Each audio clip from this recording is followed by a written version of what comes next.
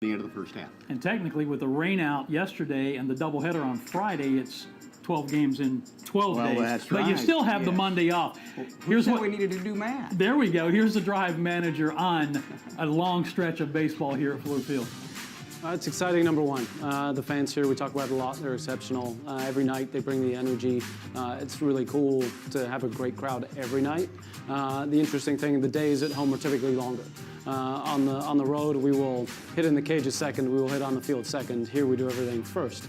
And typically we go a little bit longer because we're not so constrained. So while it's great to be home, we have to be careful of balancing the workload so that we don't crush everybody over 2 whole weeks. So first pitch tonight is 6:45. Again, we get to see former Drive lefty and now Boston Red Sox lefty Chris Murphy make the start on a rehab appearance. Hope you will enjoy the broadcast, and we look forward to seeing how this series plays out beginning this evening between the Drive and Jersey Shore. That's Tom Van Hoy. I'm Dan Scott. This has been View from the Booth, brought to you by Acumen. You can catch all the action plus Dan Scott and TVH on MILB TV, Bally Live, and the MILB app.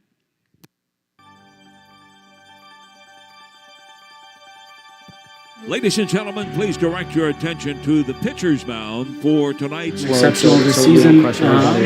He has pitched in relief, so the slight difference for him over the last few appearances as he started. So there's the timing piece that now is into the equation of when exactly he gets rolling. But he's used to that. He's done that with the big club during spring training. So excited for another big outing from Big Eddie. Since the last time we got a chance to talk, Zach Earhart has been promoted. And it's just really, it has to be rewarding for you as a manager and JP as the hitting coach and everybody who's involved. But for Tom and I, when you're watching the game and calling the game and suddenly you see the light go on for a guy. And when it came on for him, I mean, it really came on, didn't it? It was incredibly impressive, and you'd seen it in spurts. You saw a player that got much better handling the time between pitches, whether it was he didn't get his swing off or disagreed with the call. He did a great job getting to the next pitch. You started to see the quality of contact improve. Then you started to see the damage. And then that last series against Hub City here was just remarkable. It was Barry Bonds. Okay, there's nothing left to prove. So we were and playing great defense too. So we were excited to see him. Plans that make life get to play with his brother too. Can keep on so wait a minute. Are because you, while gravity now we're back. You think 90% of this game is half mental? It's what we exactly build right. I love keeps things moving forward. All right, let's so go with get every one back. turn, That is Liam Carroll. Stay tuned. We've got the lineups in the first pitch next on Greenville Drive Baseball. Ready to fly out west? On the Dan Scott Show, we tell stories of God doing amazing work in people's lives. The redemptive grace of Jesus Christ is alive and well, and the stories we share every week spotlight examples of dramatically changed lives. The Dan Scott Show airs every Saturday and Sunday on stations around the country and the world. in the background. And locally, the Sports and Faith version presented by Ingles airs Sunday mornings across the entire Greenville, Spartanburg, Asheville market. To find out more about the Dan Scott Show and Grand Slam Ministries, visit danscottshow.org today. That's danscottshow.org. Time and consistency. Let me tell you something, Cowboy. This rookie can really bring the heat. He's smoky and spicy with a Chipotle style all his own. It's a new Montgomery Inn Chipotle barbecue sauce. Make it a part of your home team. Available now at your neighborhood grocer or online at CincyFavorites.com.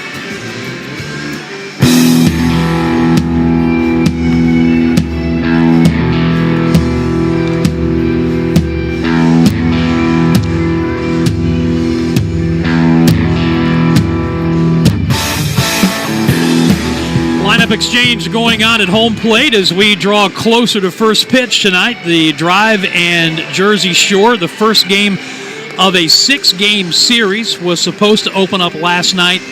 Rain took care of that, so single games tonight and tomorrow, doubleheader on Friday. And, hey, we're just happy to see some sunshine, green on the field, and happy to have you with us on all of our platforms, including the Palmetto Sports and Entertainment Network. And Tom Van Hoy, we get a treat tonight. We get to see a very familiar young man on the mound in Chris Murphy. Yeah, we do. And when Chris was here in 2021, and he was just starting his career, I'd come out of the University of San Diego, 3 years there, 14 games, 14 starts. He did get up to Portland in that year. And eventually got to the major leagues in 2023 and had 20 appearances. Interesting, most of his activity had been starts, but he gets into the major leagues any way you can. He was really good in those 20 appearances. Then he had Tommy John surgery and coming back from that. If we're going to do these TV games and they're going to show those in the booth shots, we need to work on product placement. We've got some advertising space available on the wall and on the cabinet. Are we like NASCAR now? Something like that, yes. Or a hand puppet or something. The driver, 20 and 25 overall, 4.5 games back in the South Atlantic League Southern Division. Jersey Shore, 17 and 27. They're already 14 games back in the Northern Division. Let's take a look at the starting lineups for the Jersey Shore squad, managed by Greg Brodzinski. Brian Rincon will lead it off and play shortstop. Batting second at third base, Carson DiMartini. Elio Prado in center field bats third. The cleanup hitter, a familiar name, former Red Sox farmhand, and we saw him here for 2 years, Eduardo Lopez in right field. Hitting fifth, the DH, Dylan Campbell. Batting sixth, Trent Farquhar at second base. Pierce Bennett in left field hit seventh. Batting eighth and catching, Jordan Disson. And Zach Arnold will be at first base and hit ninth. Rincon at short, DiMartini at third, Prado in center. Lopez in right, Campbell the DH, Farquhar at second with Bennett in left, Disson behind the plate, Arnold at first, and right-hander Alex McFarland on the mound. More about him in a bit. For the drive, Franklin Arias leads it off at shortstop. Batting second in left field, Yofiri Rodriguez. Nelly Taylor Jr. in center field bats third. The cleanup hitter is first baseman Antonio Anderson. Nazan Zanatello at second base will hit fifth. Batting sixth in right field, Miguel Blaze. Brooks Brandon, the DH, bats seventh. The eight hitter, third baseman Justin Reamer. And batting ninth and catching, Hudson White. Arias, Rodriguez, Taylor, Anderson, Zanatello, Blaze, Brannon, Reamer, White, with Chris Murphy getting the rehab start. He will go 1 inning or 20 pitches, and Eduardo Rivera will come in behind him, and he will have an 80-pitch limit this evening. Yeah, we've seen Eduardo Rivera. His first 2 appearances were coming out of the bullpen. He's been a starter. His numbers are microscopic at .83 ERA in the month of May. Opposition has 3 hits, hitting .024. So he has been very good and kind of building that pitch count up to 80. And if he could get to that, that'd be the most that he has thrown this year. We're looking forward to seeing Chris get a chance to pitch here. And in our conversations with Liam Carroll about the guys that come through here. We see Brian Mata came through here, Dustin Pedroia as well. And these guys that are right here with the Greenville Drive, they want to get to where they are and have been at the major league level and get a chance to have conversations with them and their demeanor and how they act and how they mature. And I'm really interested to see how Chris will come out and pitch, because when he was here, he was really good, left-hander, and man, there are so many really good left-handers on the Drive this year, and we've had years where there weren't many at all. We could see Brendan Salucci coming out of the bullpen, Rio Gomez maybe as well, but now there are a lot, and they're very good, and most of them are starters. Zach Fogle out of the bullpen as well as a left-hander, but important 12-game situation here in 12 days, and you're going down the stretch. We don't want to do any math, but we're about 2/3 through the first half of the South Atlantic League first half. We had a chance to chat briefly with Eddie Romero, who's one of the high-ranking front office folks for the Boston Red Sox, who's in town here yesterday. He'll leave on Friday, and had a chance to talk to Chris Murphy, he said, and excited to see him pitch, and looking forward to getting him back at the big league level. They just activated Hunter Dobbins at the big league level and trying to recapture some of that depth. The Red Sox lost again today, 6-5 in 10 innings to the Milwaukee Brewers. So they've lost 5 games in a row now, trying to get some of that injured pitching back. And Chris Murphy begins his trek back to the big leagues here tonight. He'll go an inning. He will be here for at least 1 more appearance. He was originally scheduled for 3 this week, but the rainout has thrown that a little bit off schedule. Yep. Let's go to Chuck Hushin now as we get set for the national anthem. Support our freedoms at home and abroad with the singing of our national anthem. Performing the national anthem this evening is League Academy Music Director Casey Kerr. Casey has just wrapped up her 16th year at League Academy and 21st year as a teacher. She is joined tonight by substitute teacher Neely Griffith, who will be signing the anthem. Neely is in the process of becoming certified to teach special education next fall. Ladies and gentlemen, please welcome Casey Kerr and Neely Griffith. Oh, say, can you see by the dawn's early light what so proudly we hailed at the twilight's last gleaming, whose broad stripes and bright stars through the perilous fight o'er the ramparts we watched were so gallantly streaming, and the rocket's red glare, the bombs bursting in air, gave proof through the night that our flag was still there. Oh, say does that star-spangled banner yet wave o'er the land of the free and the home of the brave.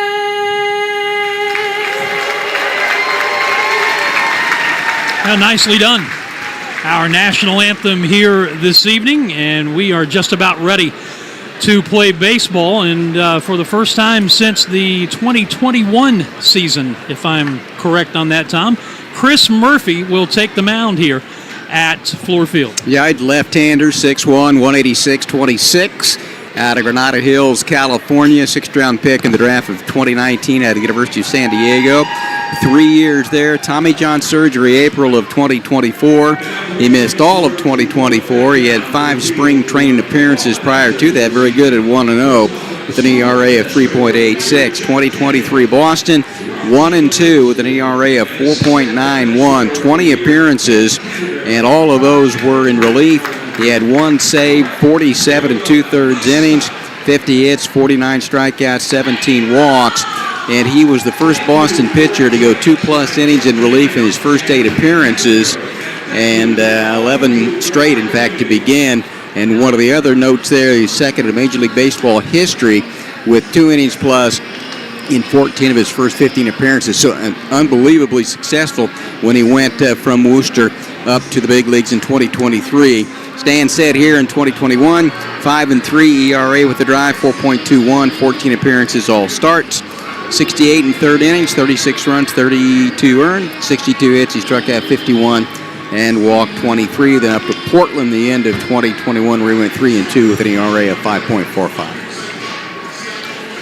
Well, don't want to violate the assumption rule, but I'm pretty confident and feel safe in saying that if Chris Murphy is pitching here today, then his dad, Mike, is watching at least the top half of the first inning of our broadcast. We'll take that. Out in California. Yes, we are not proud. We will take it wherever we can get it. The last warm-up tosses in. The ball goes down to second and around the infield, and we are ready to play baseball. This will be each of these teams' first game against someone from the opposite division this year. And Brian Rincon stepping in to get ready to get this one underway on a nice night for baseball. Mostly sunny and 75 degrees as we get ready to throw pitch number 1 here today. Murphy works from the stretch. He delivers, and it's down in the ball. And we are officially underway at 6:48 p.m. Good to have you with us on all of our outlets, including tonight and tomorrow, the Palmetto Sports and Entertainment Network. Rincon, a 185 batter, 4 homers, 16 runs batted in, and he takes a strike. It's 1-1. Again, Murphy slated to go an inning. If he is around for perhaps a third outing with the Drive, the schedule was eventually for it to ramp up to 2 innings, delivers a strike there. That was going to be Tuesday, Friday, and Sunday, 1-1 and 1. And now with last night's rainout pushing things back a day, Liam Carroll telling us he doesn't know if Murphy will be here through the early part of next week or not. Here's the 1-2 pitch to Rincon, and it's high. 2 balls and 2 strikes. Home plate umpire today is Dominic Romero. Tatum Littleton, the umpire in the field. And Murphy ready with the 2-2 pitch, and it's a breaking ball rolled over foul on the third base side. Greg Budzinski, the manager, coaches down at third base for the Blueclaws, and Orlando Munoz at first.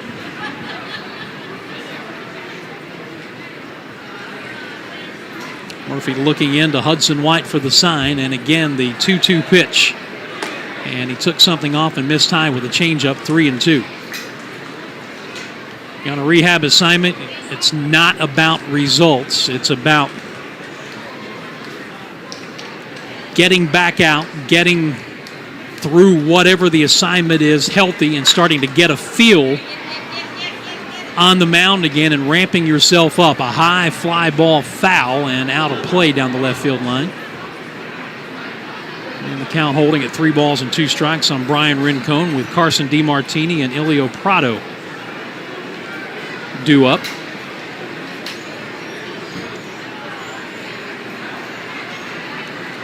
Ball gets loose on the hillside, and Yofiri Rodriguez will toss it back up to the youngsters on the hill. And ready with the 3-2 pitch to Rincon. Here it comes. And strike 3 called on the outside corner. Good start for Chris Murphy. Defensively for the Drive, Antonio Anderson at first, Nazan Zanatello second, Franklin Arias at short, Justin Reamer at third. Left to right in the outfield, Yofiri Rodriguez, Nelly Taylor, Miguel Blaze, and Hudson White behind the plate. Here's third baseman Carson DiMartini hitting .262, and he waves at a Murphy breaking ball. 3 homers, 21 runs batted in. This is a Blue Claw team that collectively hits just .213, which is next to last in the South Atlantic League. Swing and a miss at another breaking ball. And against left-handed pitching, which they're going to see a steady diet of tonight from the Drive, they hit .209. In fact, they're going to see it from a starting perspective, Tom, much of this series. Strike 3 swinging, 3 straight hooks, and there are 2 down. And he's gone principally with that breaking ball, Dan. We've seen just the one fastball, which was the 4th pitch in, and he's gotten the strikeouts on 2 off-speed pitches. Good start so far. Now Elio Prado with 2 down. This just his 12th game with Jerseybshore, hitting .219 with a homer and 5 runs batted in. And he lifts this one in the air down the left field side. It's off the base of the wall, picked up by Rodriguez, who fires it back to the infield and holds Elio Prado to a long single. That is a Green Monster single here and in Fenway Park. Well, Yofiri Rodriguez playing in his 14th game out in left field. He's got 12 in center field and 5 in right. So he's gotten used to how to play that. He did that very effectively. Holds him to a long single. Nicely done. So that will extend the inning for the former Red Sox farmhand and former member of the Drive, Eduardo Lopez, and he swings the first pitch. 2-hopper to Justin Reamer at third. He will go the short route to force out Prado at second. And the inning is over, and welcome back Chris Murphy. His day will be done after 1 inning, and we look forward to seeing him again. Jerseybshore 0 in the top of the first. Drive coming to bat. not the game. Let's head down to J. Do. T-shirt time. It's about that time for T-shirts. On your feet, everybody up. Out of your seats, dry fans. Let's go. Let's go. We got your TD Bank T-shirt. You better make some noise. Up top, let's go. Hands in the air. What you see, Reedy? What you see? Here we go. Here we go. Make some noise for Reedy Rippet. Let's go. Let's go, Reedy. Oh, over here, for sure, for sure.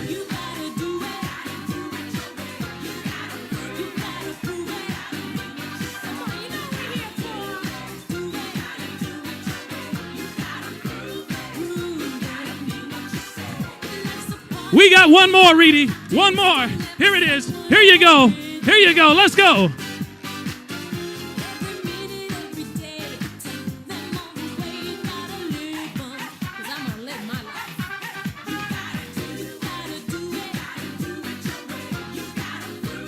Marlin, 6'3", 215. He's 23 years of age. St. Thomas, Virgin Islands, but his last year in high school was spent in Georgia.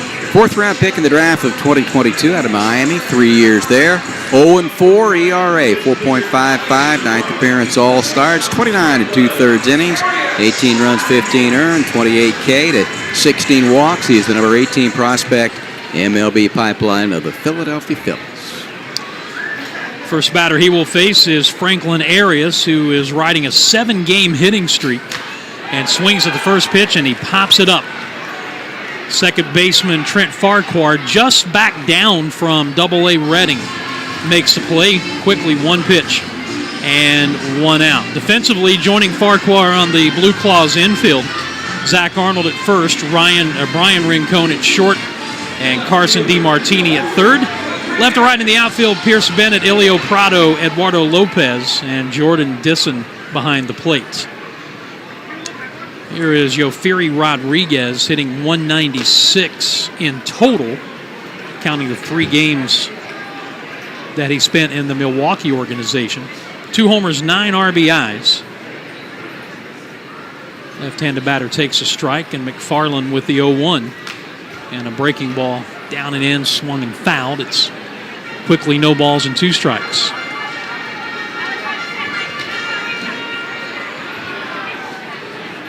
Nellie Taylor Jr. to follow, and anybody gets on, we'll see Antonio Anderson. McFarland works from the stretch full time, and his 0-2 pitch is high. 1 ball and 2 strikes.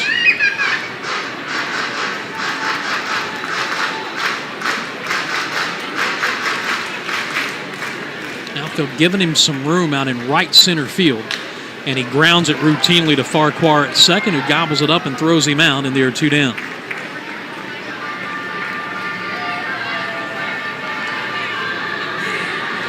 Now Nellie Taylor hit his 3rd home run of the season on the just completed road trip at Bowling Green. 17 RBIs to go along with a .267 batting average. 8 doubles and a pair of triples. And he takes a breaking ball outside. Third baseman DiMartini, a step beyond the cutout, was even with the bag, and now he's going to back up. And there's ball 2 down and away.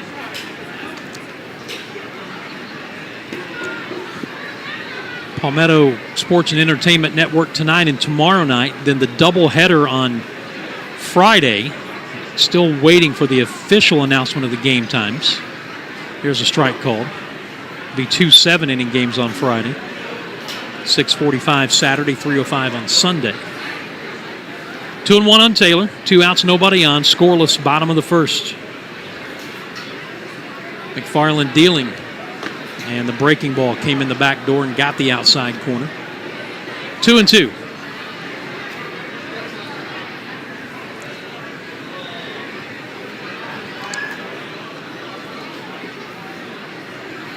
Here comes the break-even pitch. And it's down and in, ball 3.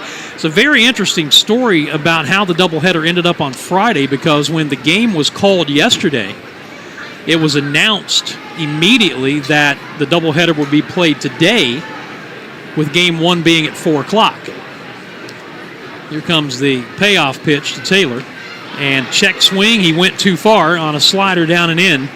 That is strike 3, and the inning is over. We'll finish that story when we come back. But the Drive go down in order. Breaking 10. And we head to the bottom, or the top of the second inning, rather. Scoreless here at Fluor Field. You really messed up. I really messed up. You forgot to... Happy to have you here tonight. Thank you, Jay. Appreciate the opportunity to be here. First, let me express my appreciation on behalf of the Board of Trustees and the administration of the district to all of our employees. Every one of you, no matter what your role is in the district, every day you're making a difference in the lives of young people and the lives and the vitality of our community. We very much appreciate what you do, and we're so appreciative of our partners here at the Greenville Drive, Craig Brown and Jeff Brown, for the hospitality they extend to all of our employees tonight to treat all of you and all of us to a night at the ball game. We hope you enjoy it. We've had a challenging but extremely successful year, and that's due to your efforts, your hard work, and your commitment. Thank you for what you do. All right, Dr. Royster. Now, we're starting off a great summer, and let's assume that our employees are coming back in the fall. What are we going to look forward to? The next great school year. Even more accomplishments.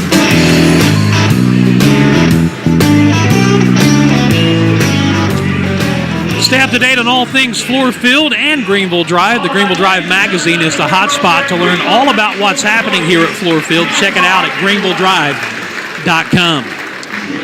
Atlanta Bread Company called to the bullpen for the Drive. As expected, it's the big guy, Eduardo Rivera. 6'7", left-hander, 237, 21 years of age, out of San Juan, Puerto Rico. 11th round pick of Oakland, 2021, released in May of 2024, and signed by Boston in June.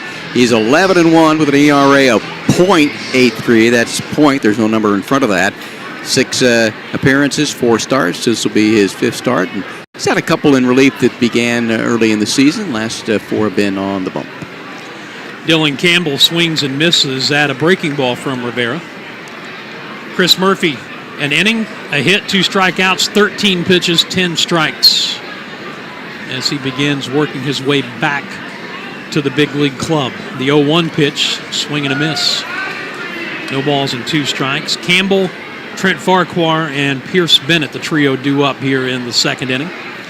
Campbell, a 167 batter, has homered 5 times and driven in 22.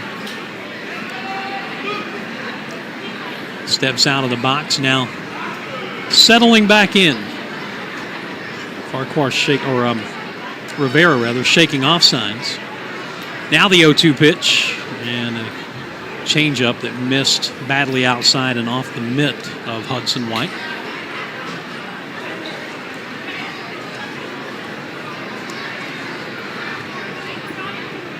One and 2 the count.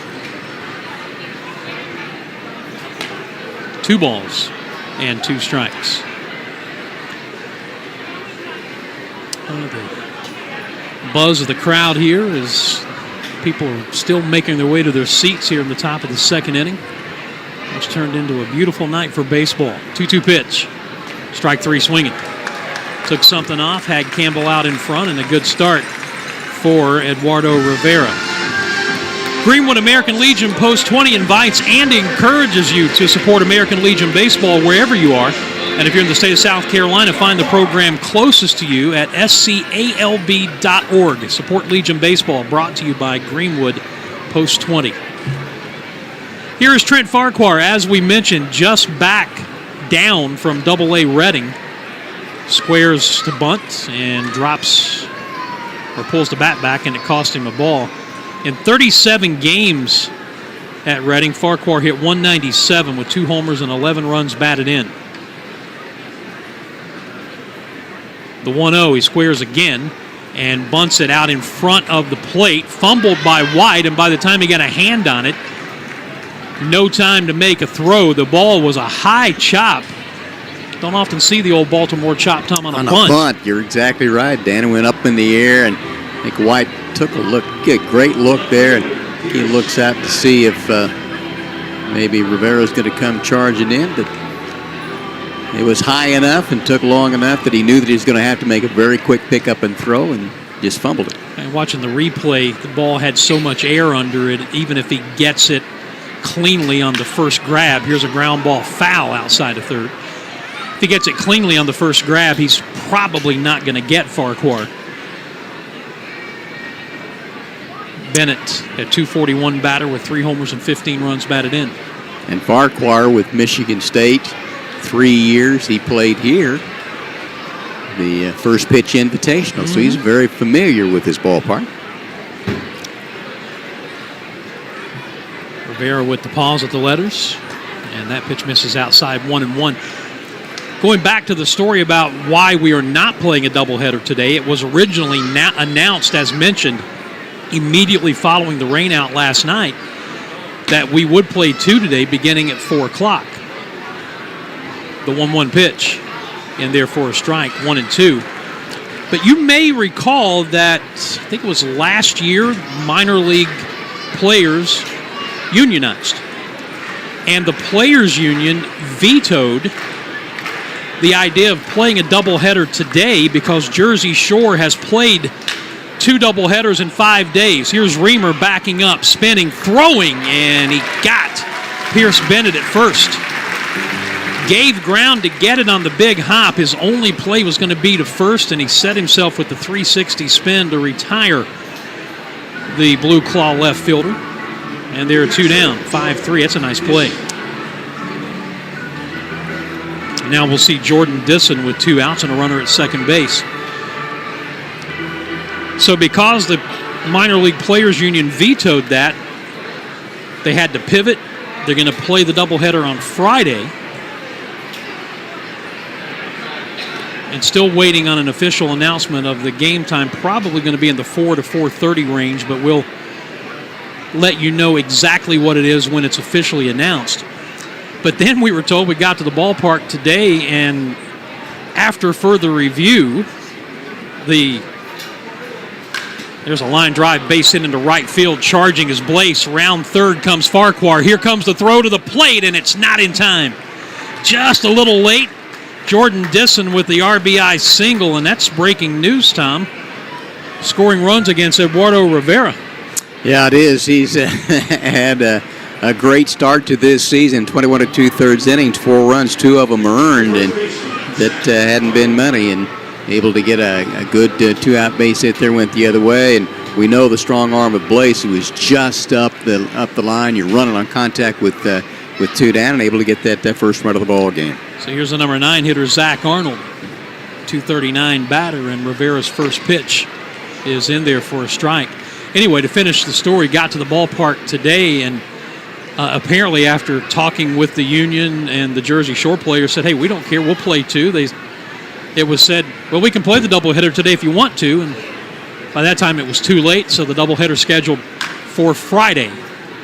Single games tonight and tomorrow. Fouled at the plate, no balls and 2 strikes. Jerseyshore, they had all kind of weather problems with Brooklyn at home up in Lakewood, and played a doubleheader on Friday and a doubleheader on Sunday. Lost 3 of 4, but won the final game there 6-4 before coming in here and starting this series. Swing and a miss. And the inning is over, but the Blueclaws draw first blood. They get a run on 2 hits, strand a runner. And in the middle of the second inning, it's Jerseyshore 1. And the drive, nothing, back to Fluor Field in just a moment. Since 2006, Kudzu Staffing has not only strived... These great ladies down here. We've got 2 teams of 2 down here in short right field, all right? And what we're going to do is we're going to be tossing some of these baseballs into their Sports Clips cape. It is the cape catch, ladies and gentlemen. At the end of our time, we will count up who's the better catcher, and whoever that is will win for their team. Tell us your name, ma'am. Caroline. We've got Caroline's team versus Eddie's team, and we've got a cheerleader over here. Your name? Emery. Emery is cheering them on.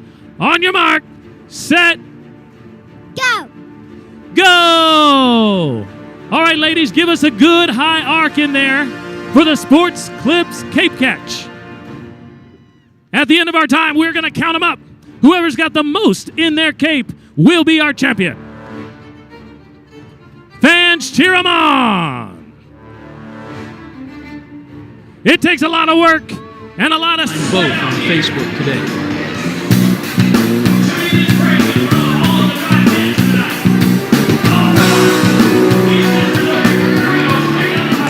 Stay up to date on the action all year round by following us on social media. Get game updates, exclusive content, ticket information, and much more by following The Drive on YouTube, X, Facebook, Instagram, and Tom Van Hoy's favorite, TikTok. Yeah, right. I don't even know where you find that or even what it is. Drive down 1-0 as they come calling here in the bottom of the second inning. We do have the ability for you to interact with us on the broadcast if you'd like. You can email drivebooth@yahoo.com. That's drivebooth@yahoo.com. If you're watching Booth Cam, you can just leave a comment in the comment section there. Or if the artist formerly known as Twitter, X is your thing, drop a comment to Dan Scott Show. Let us know where you are watching. We'll play our long-distance view of the game. Antonio Anderson, the switch hitter, batting left-handed against the righty McFarland, takes a strike. .259 on the year, a home run and 6 runs batted in. His one home run has come from this side of the plate, and it came on the last homestand against Hub City.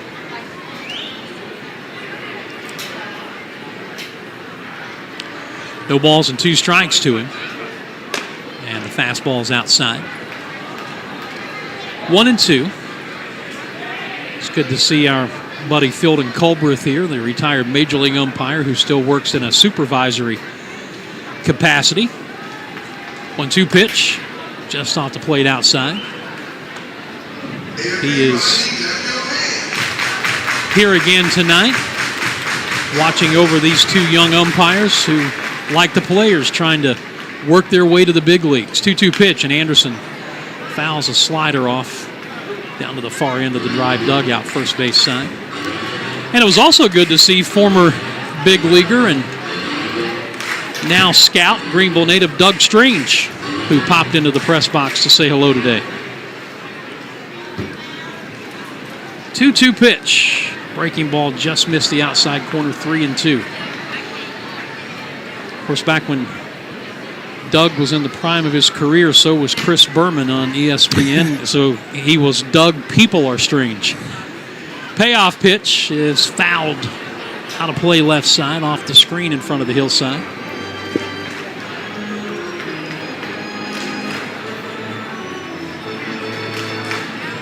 Anderson, Zanatello, and Blaise, middle third of the batting order for the Drive.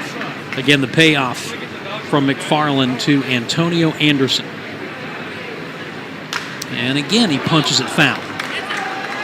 So fighting off a couple of fastballs away to stay alive. Yeah, 97 miles an hour, so he couldn't do much with that. But what he did do was get bat on ball, give himself another opportunity to get to drive one here. Good job to stay alive. A third payoff pitch is in the air, left center field, on the run, Prado. It's over his head to the notch, rattling around the wall. Anderson, a big turn at second base, and he will hold up as Prado finally ran the ball down, got it back to the infield. Third double for Antonio Anderson since his promotion from Salem, and the Drive have the tying run in second base leading off this second inning. And Tom, you were right. He did exactly that. He found one he could drive. Yeah, and it was an 83-mile-an-hour breaking ball. So think what he did. 97 fastball, couldn't do anything with it. Then he stayed back on that, and it looked like a shot out there that you see in racquetball or something down near the bottom trying to kill one. And the first pitch, Nazan Zanatello, is a breaking ball that doesn't. It hits the Drive second baseman, and he will be awarded first base. 4th time he's been hit by a pitch this year, and just the second batter that McFarland has plunked on the season. Yeah, got him just above that. Got the catcher there, too, on Jordan Disson, who's here on a rehab assignment as well. So the Drive has something going, 2 on with nobody out, down 1-0 here in the bottom of the second inning. And we'll see Miguel Blaze for the first time. 225 average. Leads the team in homers with 5 and RBIs with 28. Chance to do some damage here. McFarland's first pitch is a fastball that buzzes the tower up and in. Ball 1.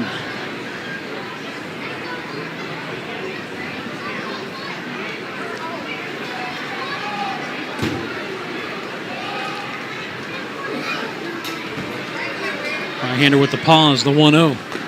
And that fastball in at the knees, a ball and a strike.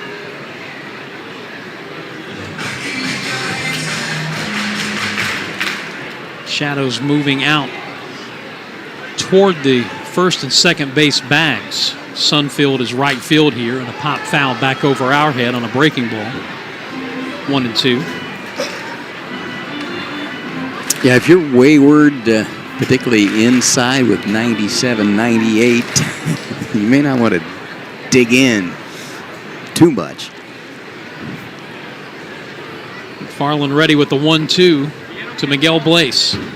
And it's grounded left side. There is the shortstop, and his throw to second in time. That's all they're going to get. Brian Rincon sliding to his right into the hole. Made an off-balance throw, and he may have hurt himself in the process. Anderson moves to third. Zanatello is out 5-4 on a bang-bang play at second base. Blaze now the runner at first. And we're going to have time called as manager Greg Brudzinski. One more look at it. He's kind of got himself a little bit off balance. I don't think he was sure whether he wanted to backhand it or get in front of it. He tried to get in front of it. I think he got his feet tangled a little bit, and they're going to take a look and work it. I think his first thought maybe was if he could get that on the run, his momentum's taking him toward third. If he could pick that one up and maybe get the lead runner at third, but then that's a tough play with the way he was going to his right to throw it back on the run and then hit a moving second baseman at the bag. Did a nice job to get that lead runner, or the runner at second base. Jersey-Shore trainer Peter Walakevich also out there checking on his shortstop. It's the right ankle, it looks like they're looking at, and his manager and trainer came out. Rincon kind of showed him that he rolled that right ankle a little bit. You saw him, it was really kind of a funny off-balance throw to second base, but it was on target to get the out. So he pronounces himself fit.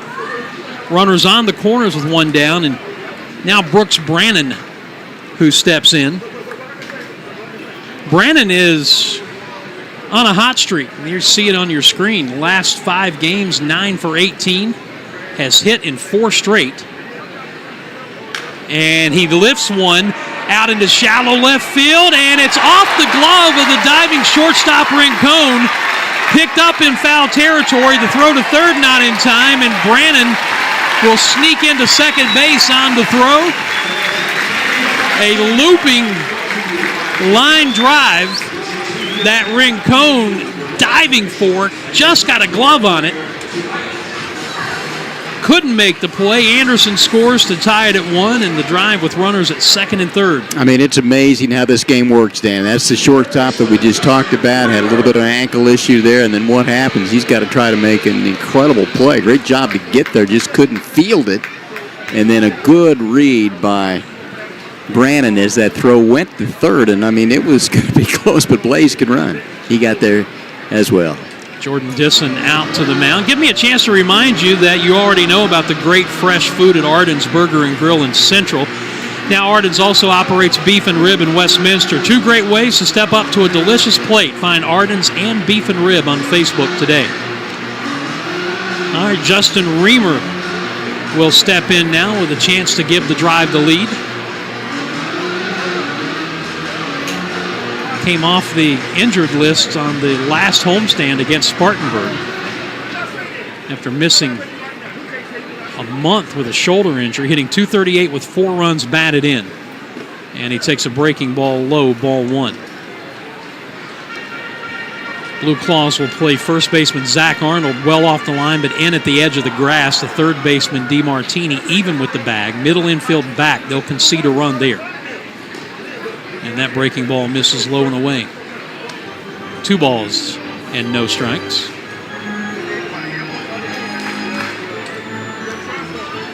Outfield straight away for the right-handed batter. And the 2-0. That breaking ball low, 3-0. So a pitch away from loading the bases, and Hudson White, the number 9 hitter, waiting on deck.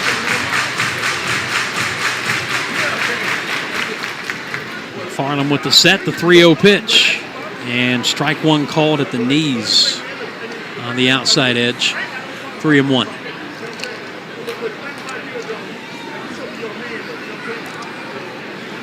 See what Reamer gets here. Right-hander with the pause, the 3-1. And strike 2 called on the outside corner. Reamer trying to convince home plate umpire Dominic Romero that was outside. He did not convince him, and it's 3-2.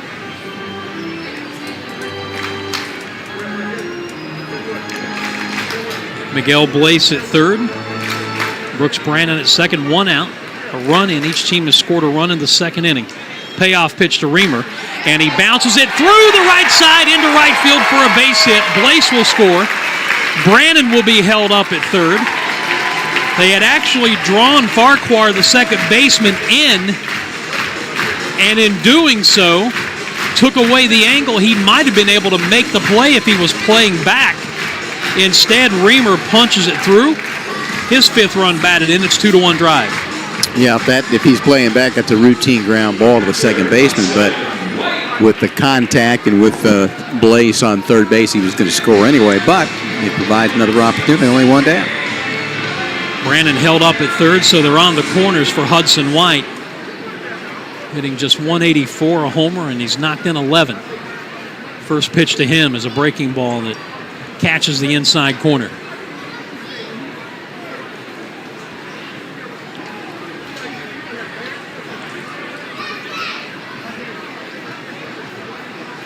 Drive have scored twice to take a 2-1 lead here in the bottom of the second. That pitch down and away. 1 ball and 1 strike.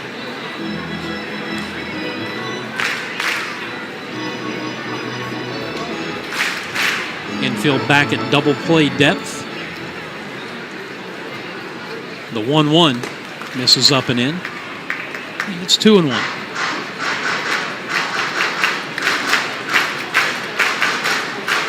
Leadoff hitter Franklin Arias waiting in the on-deck circle. The 2-1 pitch to Hudson White.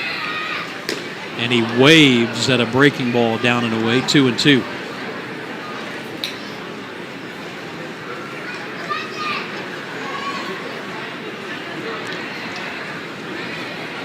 The right-handed batting drive catcher back in. Break-even pitch, runner at first goes, and it's taken low, ball 3, and no throw by the catcher, Jordan Disson. Reamer got a good jump and picked a good pitch to run on, too, a breaking ball low and outside. So the ground ball double play off the board, second and third with 1 out, and a payoff pitch to White, and it's low and away, ball 4. And the bases are loaded for Franklin Arias.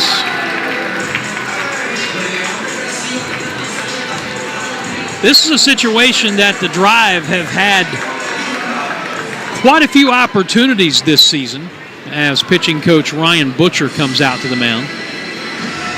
As a team, 12 for 50, which is a .240 batting average with the bases loaded. Produced 30 runs in that situation, no grand slams. 6 walks, but 15 strikeouts. So they've had the opportunity to do a good deal more damage with the bases loaded. We'll see what Franklin Arias can do here after the meeting at the mound wraps up. But Dan, this is another one of those occasions we've seen the Drive have where they need to take advantage of it and put some runs on the board and separate a little bit here. Got the right guy at the plate. Arias is 5 for 6 with the bases loaded, and as I say that, he pops it up foul. First base side, and here comes the first baseman, Zach Arnold, to put it away, and just like that, 2 down. And big out. I mean, 5 consecutive double-hit games at Bowling Green. 12 out of 21, leads the conference in hitting at .360. That's a big out. Think about Arias, Tom, coming up not all that long ago. He has 9 of the 30 RBIs with the bases loaded. Now here's Yofiri Rodriguez with 2 down, and he takes a breaking ball on the outside corner, strike 1. Rodriguez grounded to second his first time up. Looking for his first hit with the bases loaded, 0 for 4. The 0-1 way outside a fastball. 1 ball and 1 strike. That is already 41 pitches for McFarland. The 1-1, and Rodriguez takes a breaking ball low, 2 balls and a strike.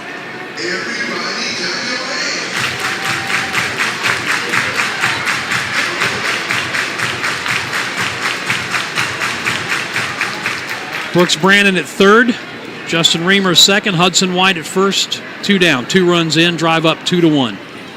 Pitch, fly ball, left center field, Prado going back on the run, it is off the wall. 2 runs are going to score, a 3rd run coming to the plate, the throw is up the first baseline, and sliding in safely is Hudson White, a 3-run double for Yofiri Rodriguez. Man, oh man, much needed goes the other way. Young man that had really struggled, and to get that base hit when he did, to provide the opportunity to open it up. In fact, Rodriguez was 1 out of 19 against Bowling Green, 1 out of 24 in the last 6, and in May hitting 132. So that is a big one. There's a play at the plate. Great camera work. Man, good slide to the outside. Catcher Disson did everything he could, but able to get it in there. Now here comes manager Greg Brodzinski, and that's going to be all for the right-hander Alex McFarland. We've got an Atlanta Bread Company call to the bullpen, and we'll be back to tell you about the new Jersey-Shore pitcher in just a moment. Dan Scott here for the Atlanta Bread Company. What do I like about Atlanta Bread? Well, too much to mention in a short commercial, but here are a few things. Bread baked daily fresh on site, a tremendous selection of soup, sandwiches, and salads, seasonal special additions to the menu, delicious hot coffee, and a bevy of other drink options. And yeah, can't forget about the baked sweet goodies. Dine in or carry out, and when you have the Atlanta Bread Company app, you can order and pay online, then breeze past the lines to the pickup counter to get your food. Experience it for yourself. That's the Atlanta Bread Company, Cherrydale Point in Greenville. Let me tell you something, Cowboy. This rookie can really bring the heat. He's smoky and spicy with a Chipotle style all of his own. It's the new Montgomery and Chipotle barbecue sauce. Make it a part of your home team. Available now at your neighborhood grocer or online at CincyFavorites.com. New pitcher for the Blueclaws, the Atlanta Bread Company call to the bullpen, brings on right-hander Paxton Thompson. 6'1", 205. He's 25 out of St. Michael, Minnesota. August 4th of 2023, a minor league free agent signee out of Charlotte. In 2024 with Jerseyshore, 2-0 with an ERA of 1.64. But this year, no record yet, 5.79 ERA. This will be his 13th appearance, all in relief. He does have 2 of the 8 saves on the year. Pitched a total of 14 innings, 12 runs, 9 earned, 19 hits, 16 strikeouts to 6 walks. Has allowed 2 home runs. The opposition hitting .322. Job by the Drive to come back and put 4 or 5 runs on the board here.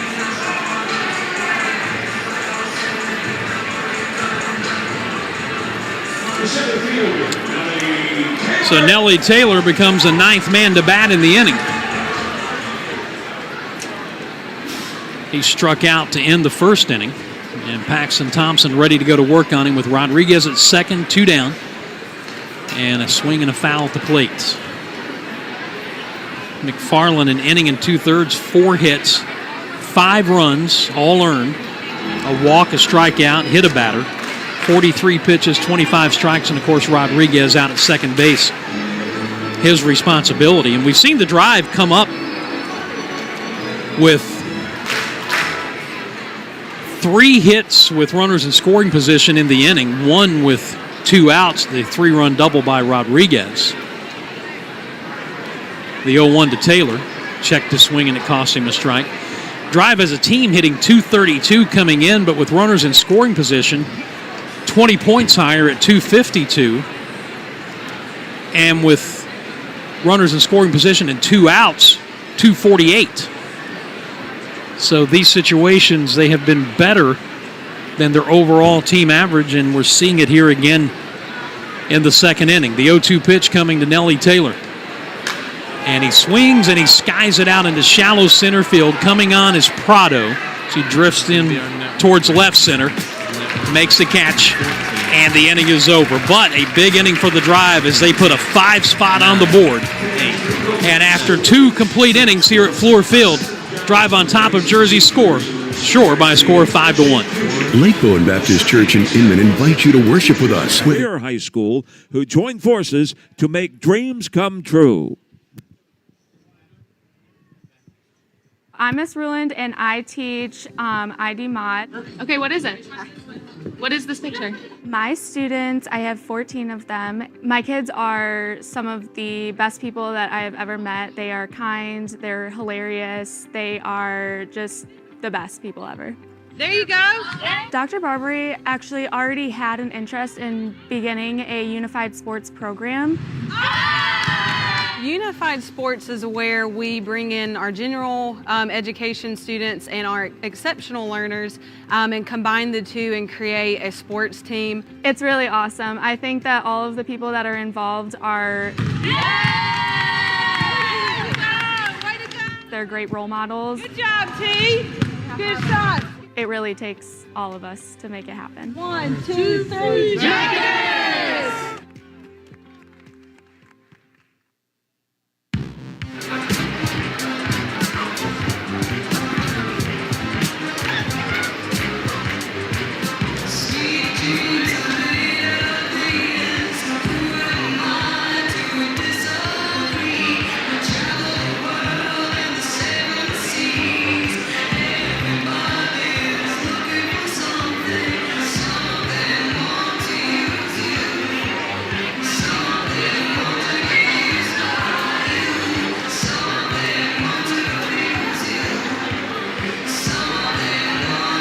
Leading off for Jerseyshore to face pitcher Eduardo Rivera. The shortstop, Brian Rincon.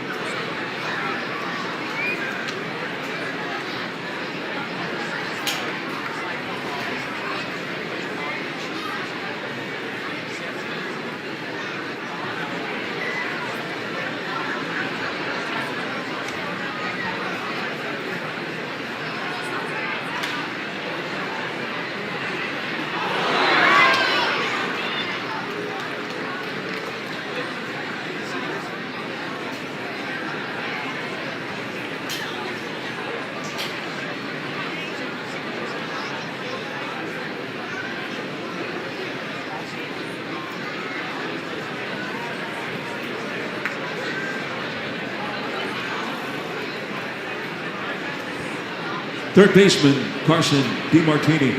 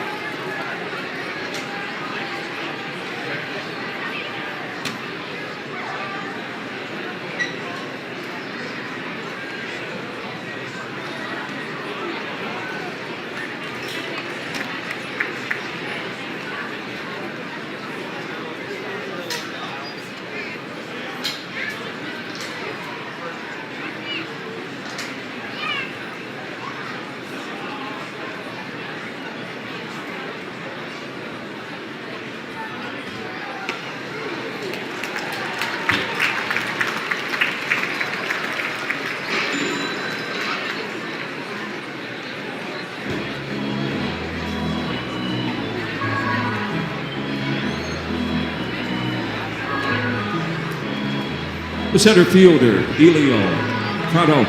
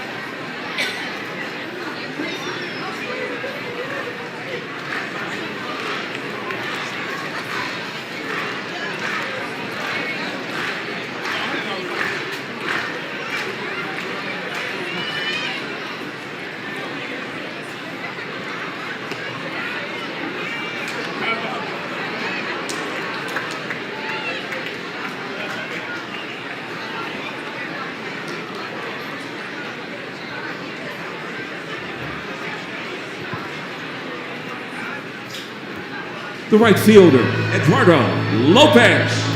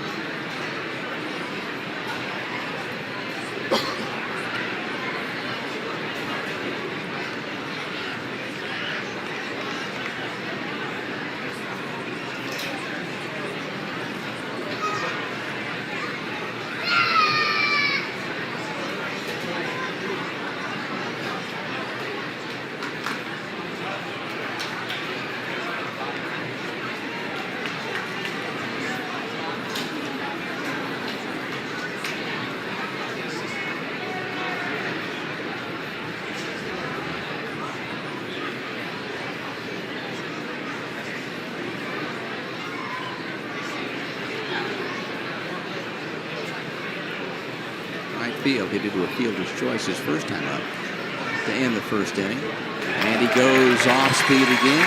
Swing. All right, folks, back downstairs once again. Time for the running of the Mighty Meats, J-Do. That's right, Chuck. Coming out of the bullpen in center field right here, right now, the Mighty Meat Race. Let's meet our first racer, Bacon. There he is, Bacon. You're looking really good tonight. He's got two competitors. Next one up is Ham. I love to see it, Ham. Looking real good. I love that smile. I love that smile. And number 3 would be Hot Dog. All right, you meats are going to run the warning track all the way down here to Sarah. Sarah is going to let us know who comes in first, who's got the fastest feet at Fluor Field. Fans, are you ready? 3, 2, 1, go! It looks like Ham takes an early lead. Hot Dog reached, but couldn't pull it off. We round the last curve. It could go all the way. That's right. We head to the bottom half of the third inning. The Drive with a 5-1 lead on Jerseybshore. The first of 6 between these two. What's going to turn out to be in 6 days with the doubleheader coming up on Friday because of the rain out last night. And then Rome comes in for 6 more. So 12 and 12 days. How about Eduardo Rivera coming in back of Chris Murphy's 5 strikeouts out of the 6 outs that he has registered so far. And it's Paxton Thompson, and he's set to start the bottom half of the 3rd inning. He finished off back of Alex McFarland, who got in trouble there in the bottom half of the 2nd inning with a drive, put 5 on the board. And he'll face Antonio Anderson to begin things here in the bottom of the 3rd. And first pitch swinging, fouls it straight back. Anderson hit it to the 4th spot. He's playing first base tonight. Then Nazan Zanatello at 2nd, and Miguel Blaze, the right fielder, 4, 5, and 6. After 9 hit there in the 2nd inning, scoring 5 runs. Good breaking ball, and over the top on that with out of the count, no balls and 2 strikes. He began things with a double his first time up. 19 years old, another youngster called up from Salem, 6 for 17, 3 runs, 7K, a couple of walks in the just completed Bowling Green series. So after off to an 0 for 9 start, he has come back and been productive, now over 260 with a home run and 6 runs batted in. He's now scored 5 runs. Takes this breaking ball inside to even the count of 2 balls and 2 strikes.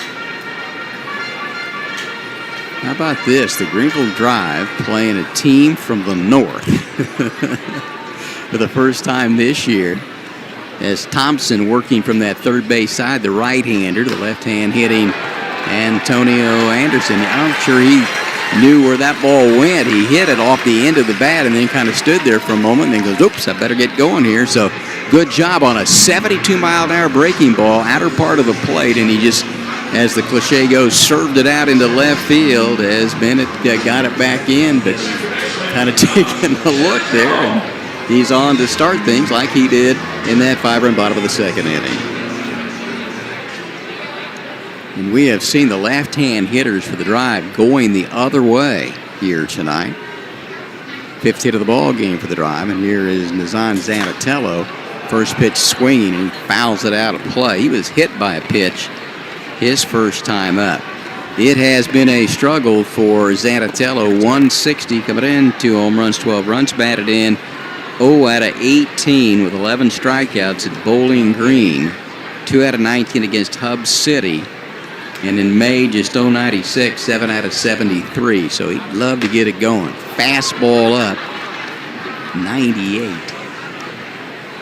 And a swing and a miss. No balls and 2 strikes on right-hand hitting Nazan Zanatello. We were talking about Rincon and DeMartini and the MLB pipeline for Philadelphia, 14 and 15 respectively. Fouled up the third base line. Zanatello's 24. Franklin Arias, who leads off, is number 3 in the Red Sox organization. 57 in the top 100 in Major League Baseball prospects. Rodriguez 10, Taylor 21, 24 Zanatello, and 12 Blaze, all in the lineup here tonight for the Drive. Here's a ball that's stroked into center field, and backtracking onto the track. We'll wait for it to come down, and that's Prado out in center field. And it makes the catch. That ball stroked about 380, but stayed in the bigger part of the ballpark. And Zanatello becomes the first out here in the bottom half of the 3rd inning. And it does bring up the aforementioned Miguel Blaze. He's out in right field. Blaze went 4 for 16 and a couple of RBI in the Bowling Green series. And it did include a home run in Game 5, went 2 for 3 with 2 RBI. And that was pretty big news as he sees this one stay outside of a breaking ball for ball 1. His first home run since April 27th at Hub City in that final game there in a 6-1 win for the Drive. He's got 5 home runs and 28 runs batted in, leading the team in both of those categories. Pitch is outside. Which tells you about the lack of home run production for the Drive if he goes a month between home runs and still leads the team in long balls. Yeah, they've got 25, which is 10th in the league. The numbers are interesting for the Drive. This pitch is fouled out of play down the right field line. They're 20-25, fourth in the league. They're down 4 to Bowling Green. And, well, like I say, I think that changed from last night. Actually, Bowling Green has the lead, a half game on Hub City and Rome. Right now, the Drive still 4 games back, 21 to go before the end of the first half. And if you don't know, you win the first half or the second half, you're automatically into the playoffs. Pretty close to us, Dan. It hit the top of the screen. Well, it's 4.5 coming into play today because we did not play last night. Yeah. Yep. So the Drive still right there on the precipice. You still got time, and you've got an important 12-game homestand here. Jerseybshore is 17-27, and they are 5th in the North. This one is hit hard, headed left, and it goes by the diving shortstop Rim Cone. Nice job at a 2-2 pitch. Take that breaking ball, stay back on it, drive it into left field for a base hit, and Anderson will move on down second base. The runners are first and second. 1 out now for Brooks Brannon. Yeah, you've got 3 teams in the Northern Division that have won 30 or more games. Greensboro 32-14, Brooklyn 32-15, Hudson Valley 30-16. And then everybody else. Aberdeen is 13.5 out, Jersey Shore 14 out, and Wilmington 14.5 out. So a lot of important games coming up because we know what the Drive did in 2023. They won the first half by a half game on Winston-Salem, got themselves into the playoffs, and then eventually would win that championship, beating Hickory 2-0 and then Hudson Valley 2-0 after the Drive lost the last 6 games of the year. Brannon, who's single, had an RBI single to left field his first time up, and he eventually would score. Takes first pitch called strike. Right-hand hitter. Did he check his swing? They'll say yes, he did. And, you know, we talked about some of the numbers you saw up on the screen, but overall at Bowling Green, he went 9 out of 19, 6 runs batted in, scored a couple of runs. He raised his average 47 points from 186 to 233. He had a 4-hit series, 4-hit game, I should say, game 4 in that series. Had 3 RBI. And at that point, prior to that, he had been 4 for 41. So nice to see him start to heat up a little bit as he watches that ball go outside. The count goes 2 balls and 1 strike as the Drive here in the bottom of the 3rd trying to add to their 5-1 lead.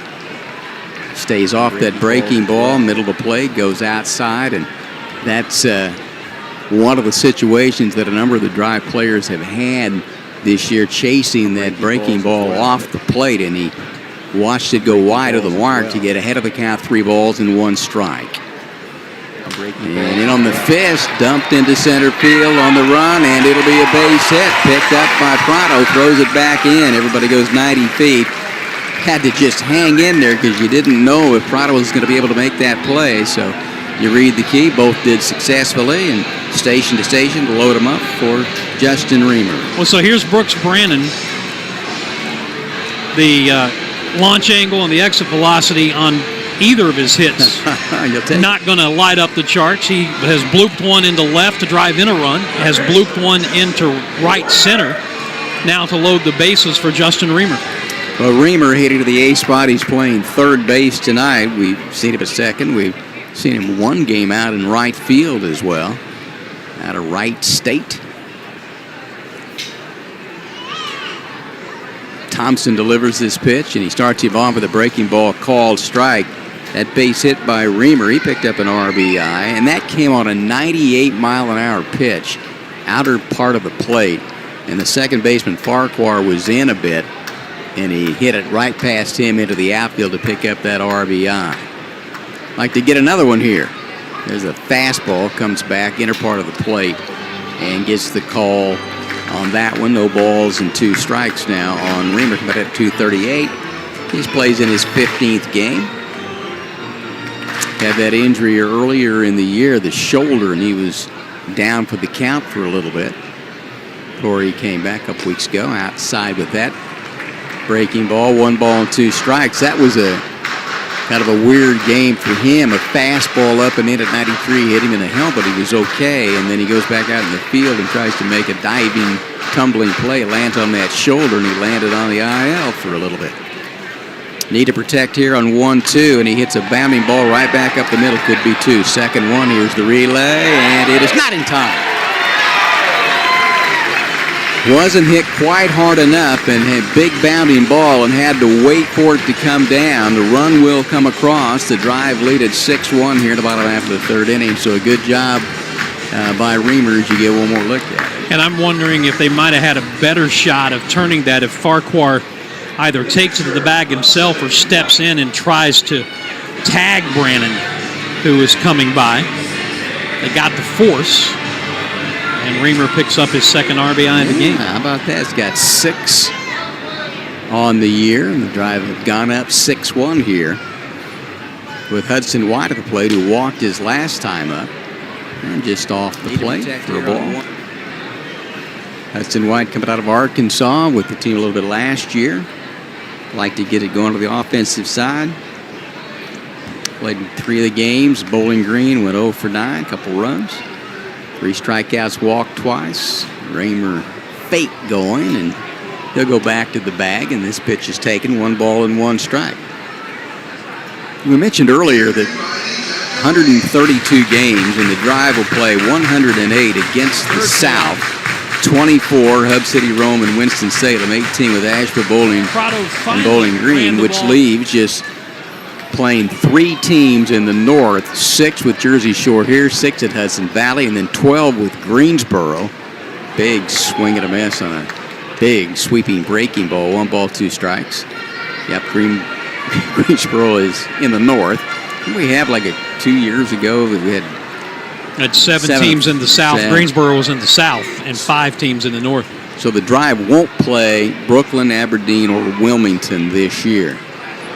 Fouls off the fastball. And that was 2021, the year that we came back after COVID when they did the big realignment, and we had the uneven number of teams, and they moved Greensboro the next year into the North. Well, the whole key is to win your half, either be the first or second to have an opportunity into the playoffs. Well, Thompson trying to get out of this. Drive have 1 run home here, and this ball stays low and evens the count at 2 balls and 2 strikes. The Drive at 20 and 25. They did split 3 at Bowling Green. 1-1, lost 1, 1-1, lost 1, 1-1, lost 1. And that loss, 5-0, and that was 7.5 innings called because of some weather situation. And remember, before they came back from Hub City, the last 2 games at Rome were shutouts. The Drive hadn't scored for 19 2/3. Well, here's a called 3rd strike, and that will do it here as we play here in the bottom half of the 3rd inning. The Drive able to pick up 1 run. They'll leave 2. We head to the top half of the 4th inning, and the Drive have a 6-1 lead on the Blueclaws of Jersey Shore. With over 30 years in the business, Green to provide brand new vest with a focus on car line safety. The Greenville Drive are honored to welcome the following groups to tonight's game: the NCCAA, Pinnacle Wealth Management, MicroStar, BCBS, Outdoor Fence and Deck, State Farm, GCS VIPs and Leadership, Calvary Baptist Church, Murphy's PDR, GCS employees in the house, Whole Foods team leaders, Covenant Church Greer, Greer Girls and Guys, and Freshwater Systems. Thank you all for spending your evening with us. The Greenville Drive and our friends at Burger King would like to make the following special announcements. Happy 44th birthday to Carrie Schwager, and happy 34th birthday, Colin, the old Cincinnati White Walker. Thank you all for celebrating with us. Please join us in congratulating this year's Greenville. Look at the upcoming schedule for the Drive, including the doubleheader on Friday. That says 4 o'clock, Tom, so I'm assuming that means we have an official game time now for the doubleheader. Sometimes you don't have the last. Well, you know what? If it's on Palmetto Sports and Entertainment Network, know it's going to be accurate. 3 inning totals for the Drive: 6 runs, 7 hits, and error for Jersey Shore.